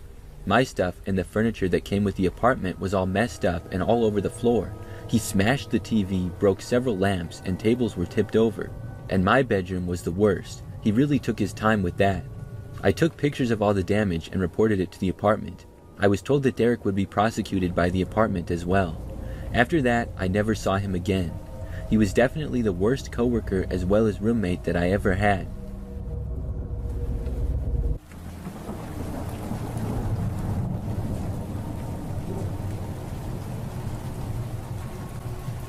This happened back when I was in college a few years ago. During this time, I used to love to play video games online with my friend group. There were a few other guys at college who I became friends with. We had a group chat and stuff, and we would play games on our PCs all the time. This story took place during my 4th year at the school. I was living in an old college house with 3 other guys, one of which would game with us a lot. The other guys lived across campus, one in another house a few blocks away, and the others in apartments farther out. So anyways, our favorite game to play was probably Minecraft. There's really so much stuff that you can do on that game, and we would build things in survival mode and stuff like that. We would all talk to each other when we played, and we would get on the same server. So one time I was on, and I think 4 other guys were as well. At least an hour or two into Minecraft, and our friend James suddenly said that somebody was in his house. We were all kind of talking at once, and he said it quietly so nobody really heard him the first time. Then, when we quieted down, James said that he thought somebody was inside of his house. We asked him more, and he was talking really quiet, but he said that he was hearing noises outside, and that he thought he heard footsteps. We joked about it at first, figuring either James was joking or he was just being paranoid. It just seemed like a pretty crazy thing. Most of us just kept going with the game. But then, James suddenly went offline. We were like, where did James go? Do you guys think he was serious? All of us friends would joke around with each other a lot, but we never really pulled elaborate pranks or stuff like that. I don't really think that we thought he was joking, but maybe we thought he was just being over-worried. Still, we decided to try to call him back. When we did, he didn't answer, so I got a little bit concerned. I lived the closest to James, and the other guys and I were debating if I should go over to his house. After all of us texted James and he didn't reply, and he also didn't respond to our phone calls, we talked for a few minutes about it. We were all still on Minecraft, but not really playing anymore. Then, probably 5 minutes after James went offline, I heard a knock on my front door. The other guys heard it too and asked what it was. I left my room and I went to look out the window. James was standing there at my front door, knocking on it. I went over and let him in, and he was out of breath from running. I asked him what was going on, and I said that we had all been trying to call him. James said that he thought somebody was in his house and he had to get out of there. So he took off running and he went to my house because it was closest to him. He said that he didn't hear the calls because he was busy sprinting to my place. I asked him if he saw someone in his house, and he said no. James lived with a roommate in a house pretty similar to mine. It was small with 2 floors and was a pretty old place, but his roommate was at work and often worked late nights. James said that he was not 100% sure that somebody was there, but like 80% sure. He said he heard noises but didn't see anyone, so he couldn't definitively confirm. We decided to go back to his place, but before leaving, we grabbed a baseball bat and a golf club to arm ourselves. We didn't want to call the cops yet because we didn't know for sure if somebody was at his house. So James and I then walked back to his place. After we arrived, before going in, we listened and looked around. All the lights appeared to be off, which is how James had left it. We were not hearing any obvious noises of somebody being inside either, so we proceeded to the door. We slowly opened it and then called out, asking if anybody was there. No one answered. Then we stepped inside and turned on the light. We would look around every room one at a time with our weapons in hand. One by one, we cleared each room. Then we went upstairs. That's where James had been gaming and his bedroom was. I was really nervous then, I'm not gonna lie, despite being armed. When we got upstairs, we first went into James's bedroom. We looked all around and turned on the lights. Nobody was in there. And the entire time to that point, we hadn't really heard anything either. So I was starting to feel better, like maybe James was just imagining things. Then, as we were both up in his bedroom, we suddenly heard some footsteps downstairs, and then the front door open and close. Both of us could not believe it. We went over to the window in James's bedroom and looked out. We sort of saw what looked like a man walking away down the sidewalk, but we only saw him for like a second. I couldn't tell what the guy looked like at all. It was too dark and I barely saw him. We both realized, though, that James did in fact hear somebody in his house. We went and locked the door and then called the rest of the friend group and told them about it. The man must have been hiding in either a coat closet or the basement when we searched the main floor, because we hadn't seen him anywhere. Looking back, I'm really glad that we didn't see him. If we did, I don't think either of us were really prepared to whack him with our bat or golf club. We probably would have just ran away. I think the guy just walked in the door, because a lot of us college kids were bad at locking doors. Not after that incident, though. I don't know who that man was, or what he was after, but I'm glad that he left when he did.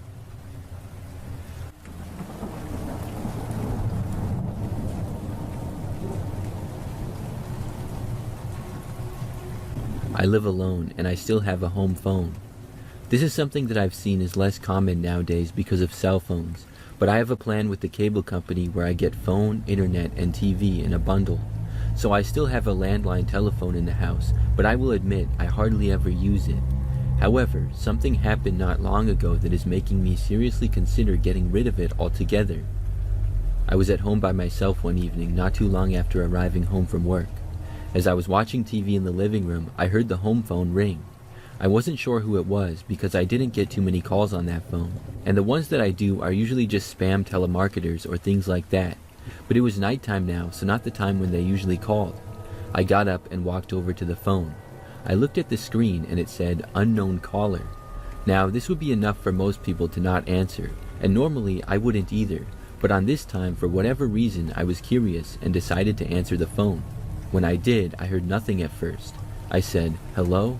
and then said it again. There was still nothing. Then I heard a man on the other end of the phone who sounded upset. He said, "I think I have the wrong number." I said, "Okay, no problem." The man said nothing, but I could hear him breathing. It was really weird, so I hung up the phone. Then I went back to the couch. However, only about a half an hour later, the phone rang again. I went back over and it said unknown caller again. I answered the phone once more because I was somehow even more curious now. It was the same guy. And this is what was really strange. Without me even saying anything, like right after I picked up, he said, "I think I have the wrong number." The same thing as he said before. Once more, he sounded borderline distraught. I was so confused. I said, "Okay, well, you called me again." He said nothing. I asked, "Who is it that you're trying to call?" The man started to say again, "I think I have the wrong number." But he hung up before he finished saying it, so he only said, "I think I have the and then he hung up. I was really weirded out by this guy. I didn't know why he kept calling me if he had the wrong number, and why did he sound so upset? Also, the fact that my caller ID said unknown number made the whole thing that much more creepy. I returned to the couch hoping that he would not call again, but he did. It was almost an hour later when the phone rang. I picked it up once more. This time, as soon as I picked up, I said, "Why do you keep calling me?" There was a long pause, and then the man said, "I think I have the wrong number." I said, "Call me again and I'm reporting you." Then I hung up on him. Now, I will admit, I do not know how to block a number on a home phone. I only know how to do that on a smartphone. So I just went back to what I was doing and hoped that he wouldn't call again. The phone rang again about an hour after that. By now, it was getting to be later at night. I got up and saw that it was unknown caller again. By now, I was fully freaked out. I thought about picking up, but decided not to. I thought that maybe if I didn't entertain this guy's madness, he would let me be, so I walked away. But then I heard the beep of the answering machine. I froze in my tracks and listened. The man started speaking. He said, "I think I have the wrong number." Then he repeated it again. "I think I have the wrong number." Each time he said it, he sounded more upset and distraught. He said it 4 times before being cut off during the 5th time and hanging up, ending the message. After that, he didn't call for over an hour. I figured my method of not answering the phone had worked. Soon I got ready for bed and headed to my room to go to sleep. I fell asleep without much problem despite being slightly creeped out, but I was awoken sometime in the middle of the night. As soon as I awoke, I heard the sound of the phone ringing. This was strange because although the phone ring could be heard from my bedroom, it wasn't loud enough to wake me up typically. Normally, I would sleep right through it, but not this time. I looked at the clock and it was 2 a.m. I heard the phone ringing and then it finally stopped and went to message. I was dreading hearing the voice again and could not believe that the guy was still calling me, especially at this hour. But he did not leave a message at all, which made me feel slightly better. However, the guy then simply called again. My phone was ringing once more. I still didn't answer. Then, after the phone ringing stopped, the guy called again about 30 seconds later. It was like he was just going to keep calling me and calling me. Finally, I got up and went to the phone. As it was ringing again, I decided to answer it. When I did, I heard nothing at first. Then I said, "Hello?" Then I heard the man again. He said, "I think I have the wrong number." It was too creepy. I instantly hung up the phone. Then I unplugged it from the wall and took the phone jack out as well. That made it finally stop. I was so freaked out that it took me almost an hour to fall back asleep. The next day, I was still thinking about how crazy that was. I left my phone unplugged for over a week. Since then, I've put it back in, and I have not received any more crazy calls like that. I still wonder who did that and why. Maybe it was just a prank, but whoever did that really went to great lengths if that's the case. I mean, to call that many times, never laugh, and to do it after 2 a.m. when I wasn't answering is pretty crazy. And I also have no idea who could have possibly done that, or why they would have pulled a prank like that on me. I'm just hoping that that guy never calls me again.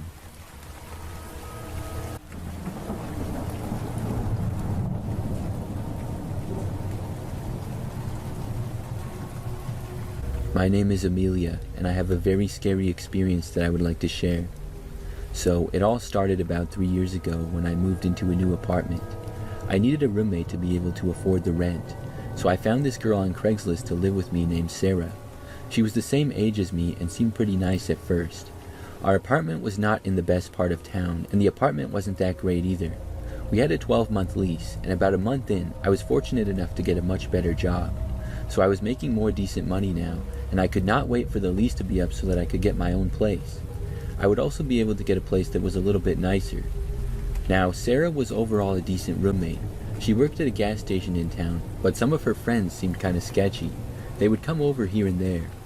Sarah and I really didn't become friends, but we were friendly enough with each other for the most part. So, I remember that at one point, Sarah got fired from her job.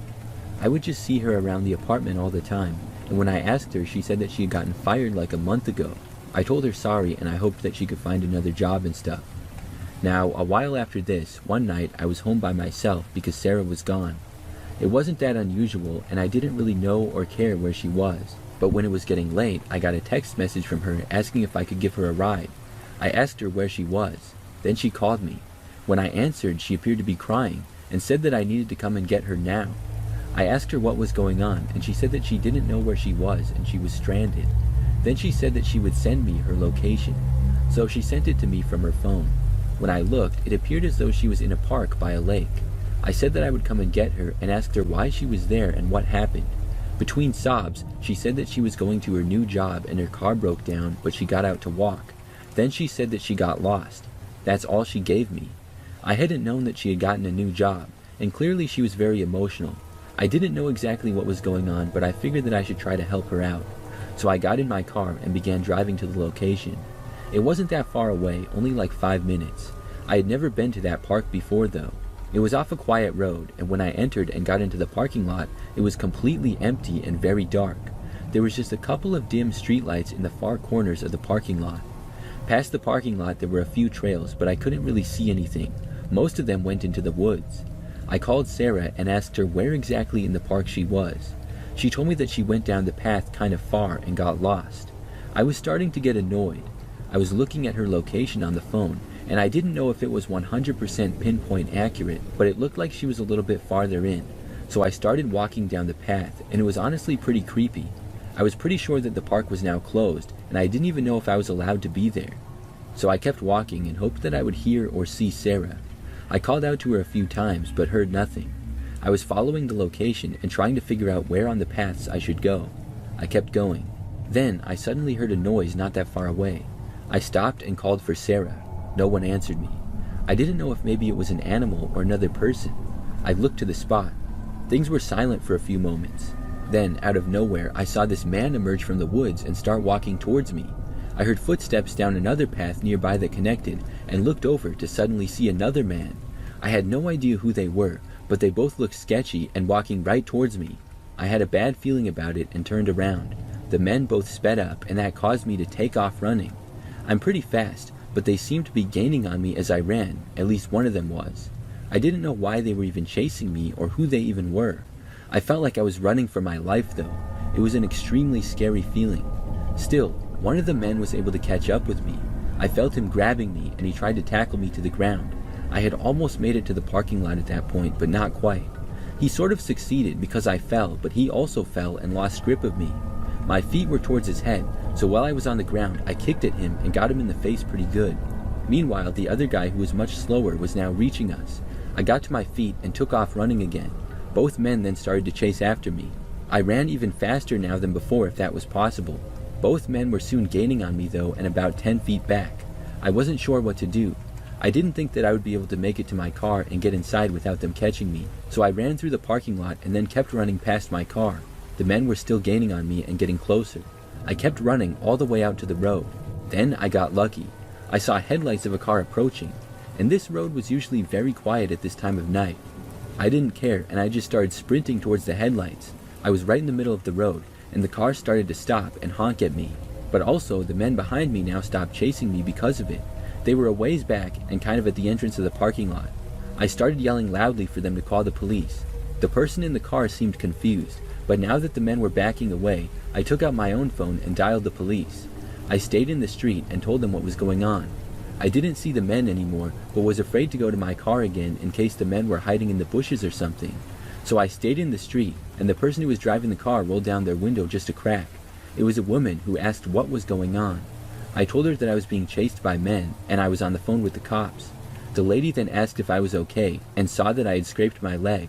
I noticed that it was bleeding from when the men had tackled me on the path. I hadn't even noticed to that point. I was feeling a little more brave after talking to the woman. I told her where my car was and said that I was going to try to go to it. Then I ran for my car and thankfully was able to make it. I didn't see the men at all, but I knew they were probably close by. After getting inside my car, I locked the doors and wasted no time and drove out of there. I came back minutes later though to talk to the police when they arrived at the park. The officers also went in and found my roommate Sarah, who was in the park still. Then they located the two men. It turns out it was all a setup. Sarah was not lost, and she was not even hysterical. She was friends with the two guys, and she lured me out there so the three of them could rob me. She knew that I was making a lot more money than her, and the two guys, I guess, were friends with her from buying and selling drugs. The men, as well as Sarah, all had illegal drugs on them, which they ended up getting charged for. The attempted robbery charges ended up being dropped, which made me mad, but I have not seen Sarah since, and she got evicted as well. I just hope that I never see her or her friends again.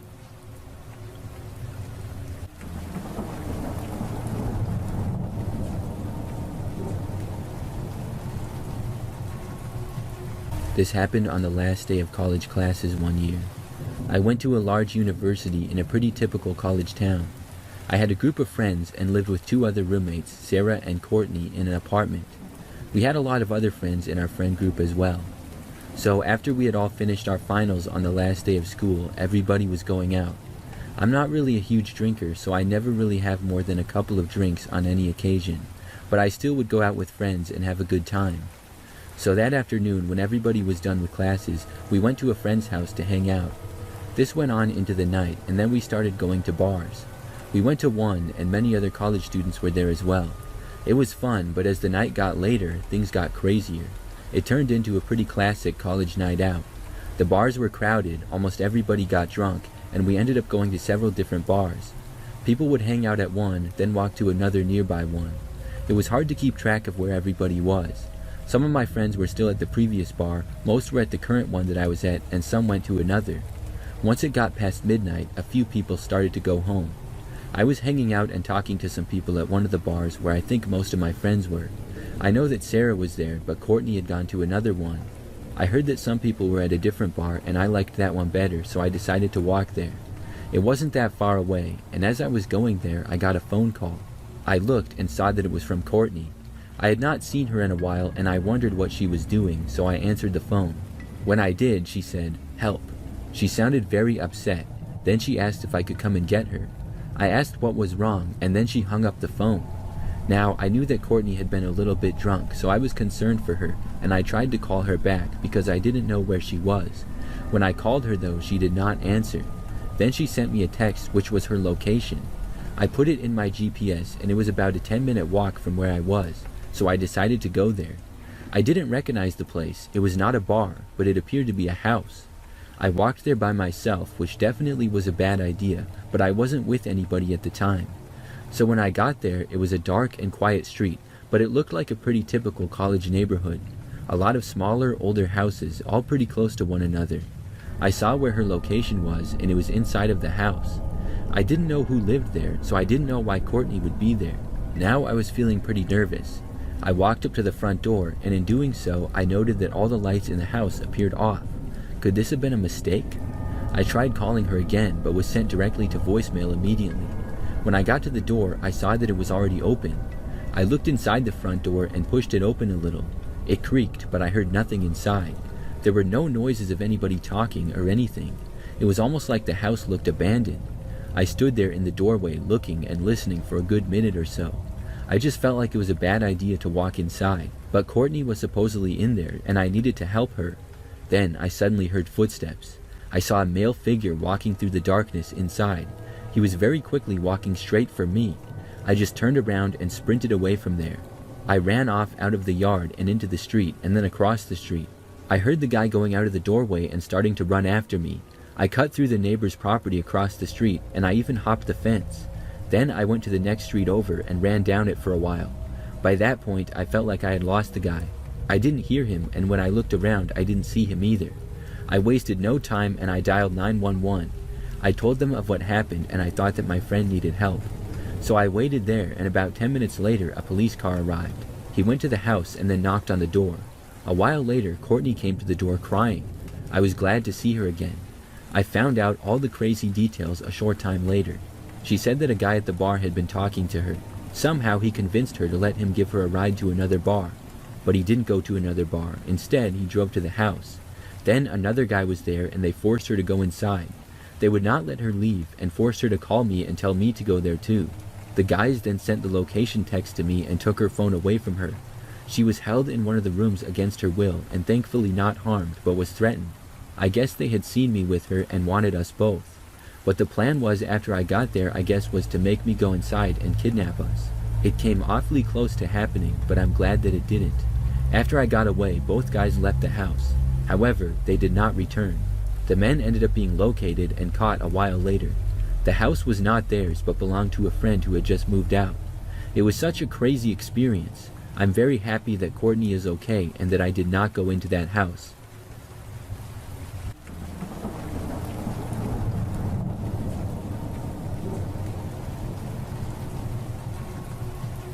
To set the stage for this story, we must go back to the far-off year of 1988. The location is the Cascade Mountains of Oregon. I was 10 years old, and it was me, my mom, dad, best friend, and our golden retriever, Amber. We were very much an outdoor family, and had many camping trips before this and since. But to this day, when I think about it, I still remember the terror I felt that weekend so long ago. After a brief talk with my father recently, it kind of came back to the front of my mind. He also was able to fill in a few details that I had forgotten. We packed up the station wagon with everything we would need for a hike into one of our favorite lakes to camp at. To make this trip even more exciting for me was the fact that it was my birthday weekend and I got to pick this lake. After we arrived at the trailhead and got our packs on, my dad got his firearm and strapped it on his belt. In Oregon, open carry was permitted in national forests, and my dad always had a gun on his hip while in the woods, which always added a sense of security. We had a close call with a bear one time, in which it came in handy. The lake was about a 4-mile moderate hike in and through some thick forest, but the trail itself was well maintained and was never very busy, so it was going to be a very pleasant hike. We started off our hike, and back in the 80s it was not uncommon to have your dog off-leash on the trails in the forest, so we let Amber run and do her thing. She was a good dog and never ran off too far or jumped on people. She did love people though, and speaking of people, we had not seen anybody else on the trail after about 2 miles in on the hike, which was nice since it was all of us talking, laughing, and enjoying nature. My best friend and I started to hike ahead of everybody else because we were so energized and excited about finding the first and best tent spot once we got to the lake. Amber was bounding ahead of us and having a great time too. We were about 20 yards ahead of my parents when Amber stopped dead in her tracks. I thought that maybe she saw a chipmunk or something, maybe a bird, but she started to growl. She never growls, so we stopped walking, and I thought that maybe it was a bear or deer or something that was just off the trail, and she had seen it or heard it. We immediately started walking backwards, and my parents caught up to us. My dad asked us what was going on, and I told him that Amber was up on the trail growling at something. He told us girls to stay back with my mom, and he walked ahead to where Amber was at the trail. My dad got up to her and looked around. I heard Amber whimper a bit while looking off the trail. My dad comforted her and called her back and walked back to us. He said it must have been an animal, and he did not see anything right off the trail or ahead of us. He said to let him take the lead as we continued to hike. It did not take long before it was forgotten, and Amber and the rest of us were all having a good time again. We arrived at the lake, and much to my delight, there was no one else there camping. The water was clean and blue, and the shade from the trees made the whole scene just perfect. My friend and I found the best spot to set up our tent, and my parents followed suit. After we had camp set up, folks went off to fish just down the hill, and my friend and I took off with Amber to walk around the other side of the lake to catch salamanders. We only made it about 1/8 of a mile when Amber stopped and started to growl. We stopped and looked around and heard brush rustling. Then, right in front of us, a man walked out of the trees. Amber stayed right by our sides and started to bare her teeth. The man was taller than my dad, so at least 6'4". He was very skinny, but he had broad shoulders. He was clean cut and was wearing black jeans and a white polo shirt with loafers. I mean, he did not look like he had hiked at all or was even dressed for the outdoors. He almost looked like he came out of church. We just stood there trying to process the situation when Amber began to bark. The guy just stood there, not moving, and he smiled, like the creepiest smile.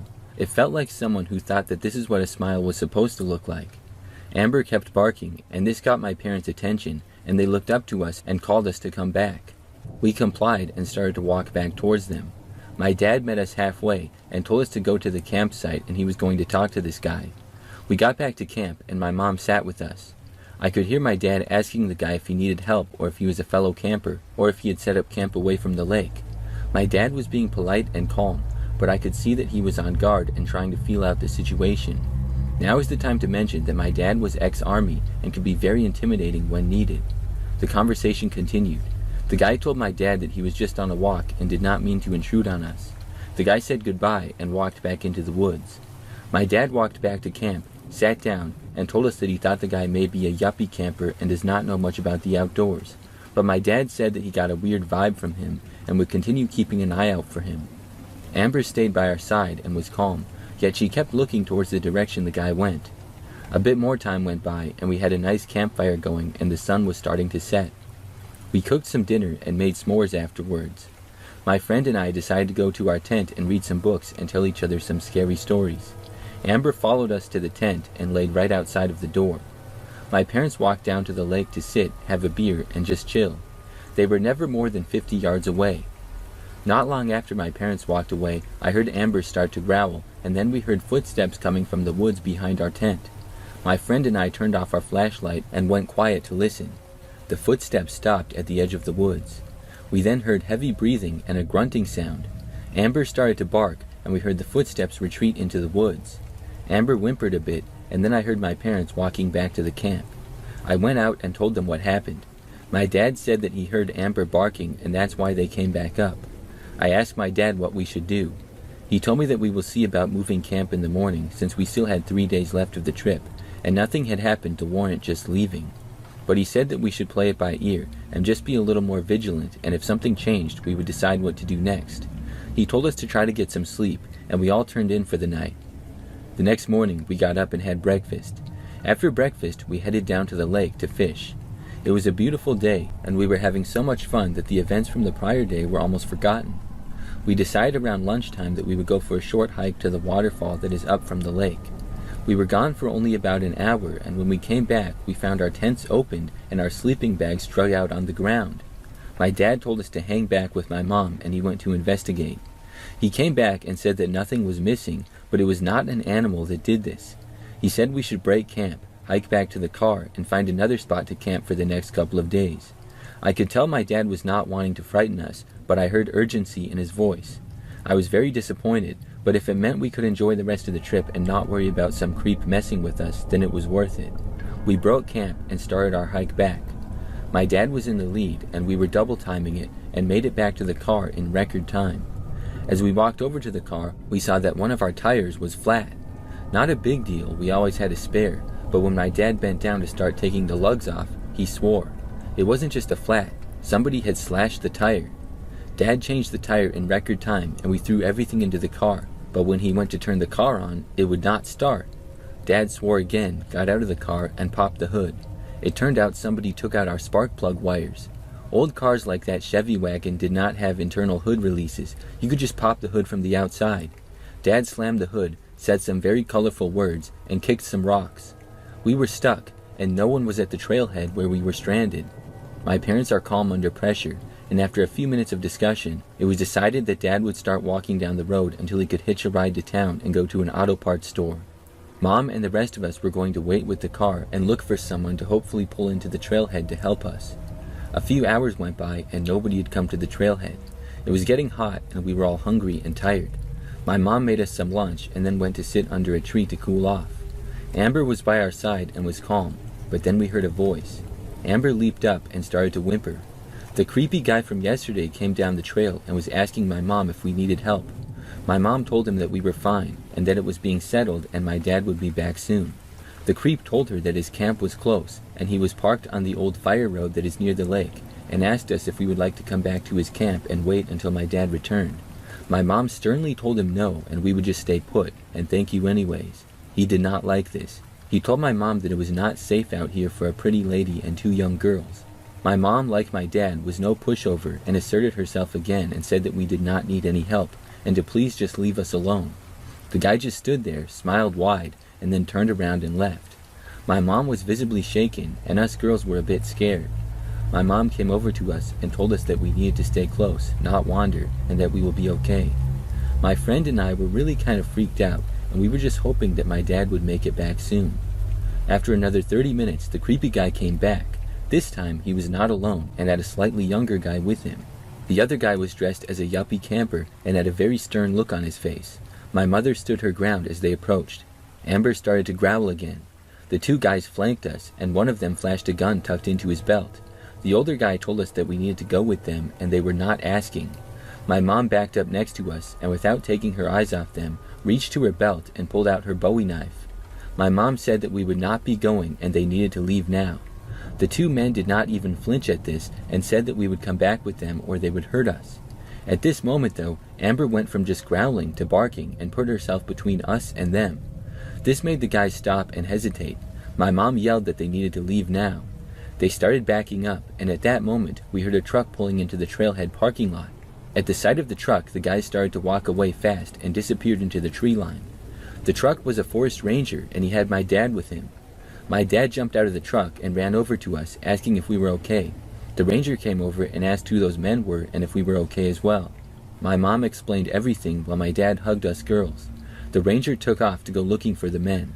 My dad told us that he was about 5 miles from the town when the ranger picked him up and took him the rest of the way to get the part for the car. Then he drove him back to our car.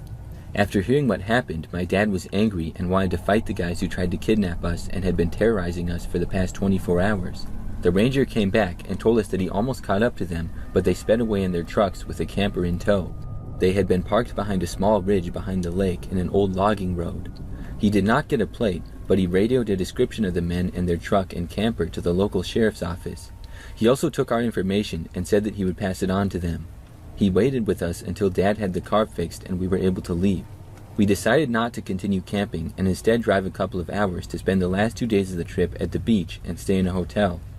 A few days later, a deputy called my dad and told him that they never did find the men.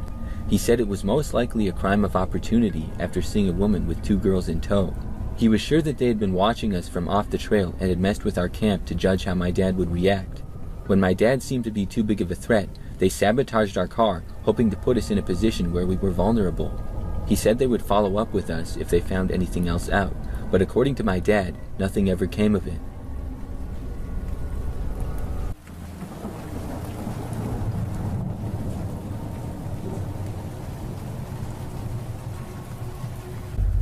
When my brother and I were around 12 years old, in like 2006, we were at my dad and stepmom's house in the afternoon, probably around 3 p.m., so still broad daylight. My brother and I were the only 2 people home because my dad, stepmom, and younger siblings were in a nearby town for their youth soccer game. The 2 of us were lounging in my dad's room, which was located at the back of the house, and watching a movie when we heard a knock on the front door. My brother and I grew up with our single mom and we were latchkey kids, so being home alone and having people stop by wasn't concerning or weird for us, especially back in those days where it was more common for friends to drop by your house to see if you were home, since not every kid had a cell phone to keep in touch. But on this day, we were at my dad's house like I said, and I didn't know anybody in the neighborhood, so the knock on the door was weird since none of our friends or relatives lived nearby to come over randomly. Both of us wanted to ignore the knocking and wait for the person to go away, but being latchkey kids in a house where it wasn't normal for people to stop by unexpectedly, my instinct was to go and make sure that the door was locked. We knew better than to go out and make our presence known, and we for sure were not going to open the door. But in my mind, there was no getting around one of us going to make sure nothing was unlocked. I knew my brother, and I could tell that he wasn't going to do it, so I volunteered because it was an overwhelming priority. I got up and stealthily creeped down the hallway leading from my dad's room to the front door. There was a window next to the door, so I crouched around and very carefully peeked between the blinds before I reached out, twisting the door lock as silently as I could. It had been unlocked, so I'm very glad that I went to check. When I was peeking out the window, I saw a middle-aged man, slim and tall but not huge. He was bald on the top, with some short salt and pepper hair wrapping around the sides of his head. He had his hands behind his back. I can't recall if it was one hand or both, and in one of his hands was a metal object that I took for a knife, but to this day I can't say for sure what he was holding. He did not see me looking at him through the window, or if he did, he at least didn't look at me and let me know that he knew I was there. The way our house was designed, the front door was not visible from the street because there were bushes and tall trees blocking it.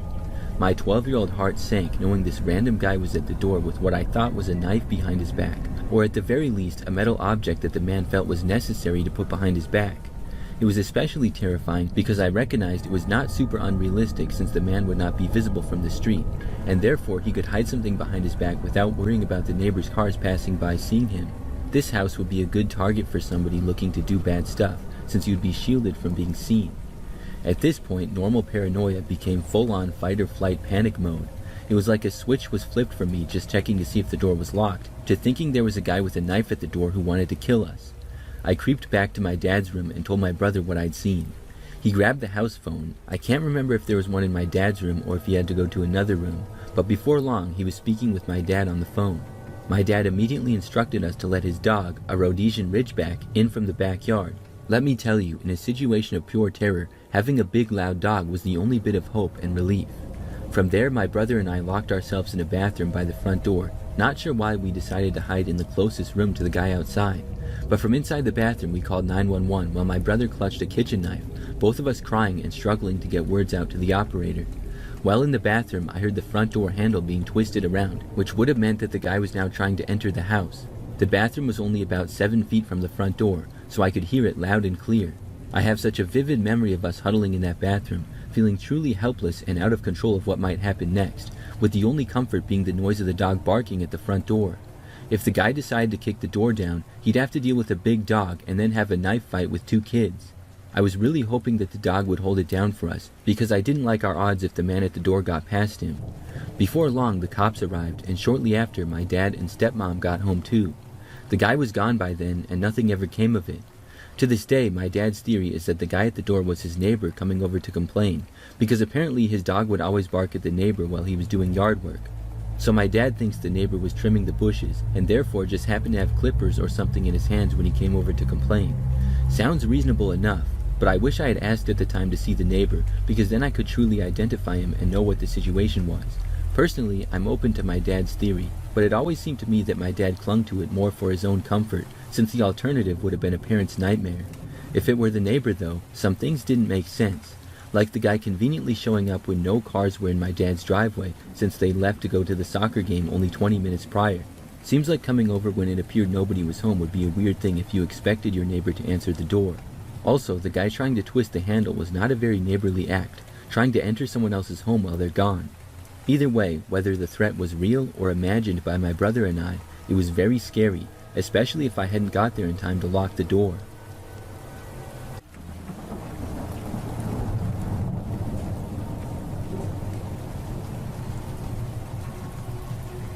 About 25 years ago, I used to work at a gas station.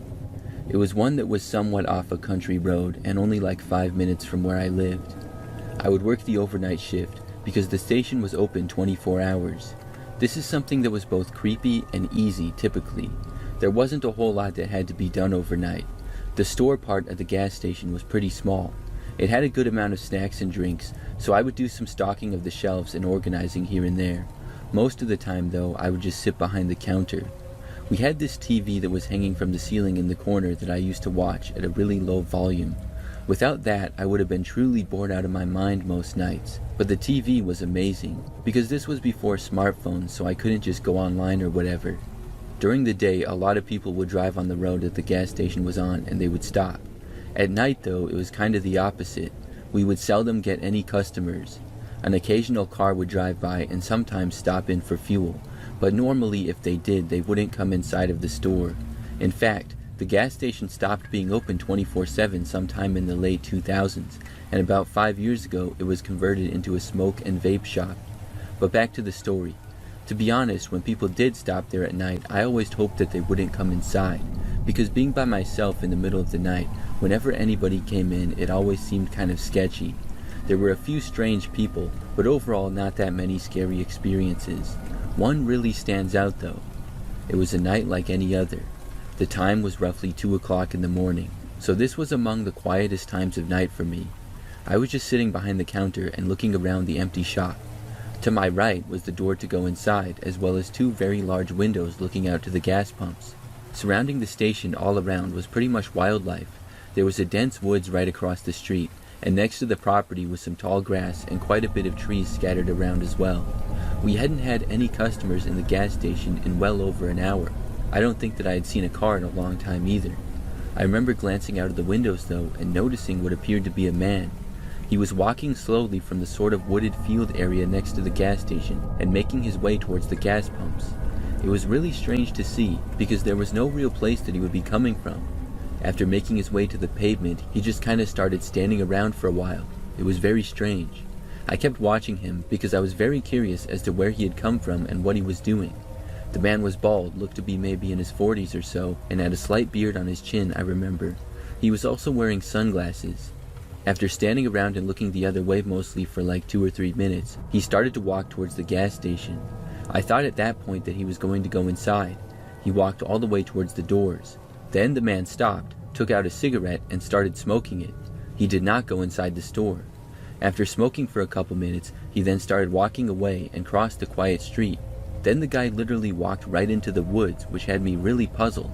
It was very strange because there was no path to go into the woods or anything. It was just like dense forest all around. That alone was one of the strangest things I had ever seen. But it got weirder. So maybe 30 minutes later, we still hadn't had any more customers. Out of nowhere, I saw movement outside and I looked up. I was just on time to see the same man emerging from the woods. After that, he walked across the street and back onto our property. This time though, he walked all the way to the front door and actually went inside. When he was in the shop, he started walking for the counter. I said hi to him, and the man said that he needed $1,500. I had a bad feeling when he said that, but hoped that I was misunderstanding him. I asked what he meant. The man then demanded that I give him $1,500. His voice was now angry. I looked at him, and he wasn't holding any kind of a weapon or anything, but he was leaning in fairly close. I didn't know if he had one on him, but I always kept a bottle of pepper spray just behind the counter in case. When the man demanded it again, he leaned towards me even closer and shouted. That's when I took the pepper spray, pointed it right at his face, and let it rip. The man was instantly blinded by it and moved backwards. He grabbed his eyes, and I yelled at him to get out of the store and that I was calling the police. The man backed away and thankfully left. When he got outside, he walked around covering his face, then crossed the street again and went back into the woods. It was very weird.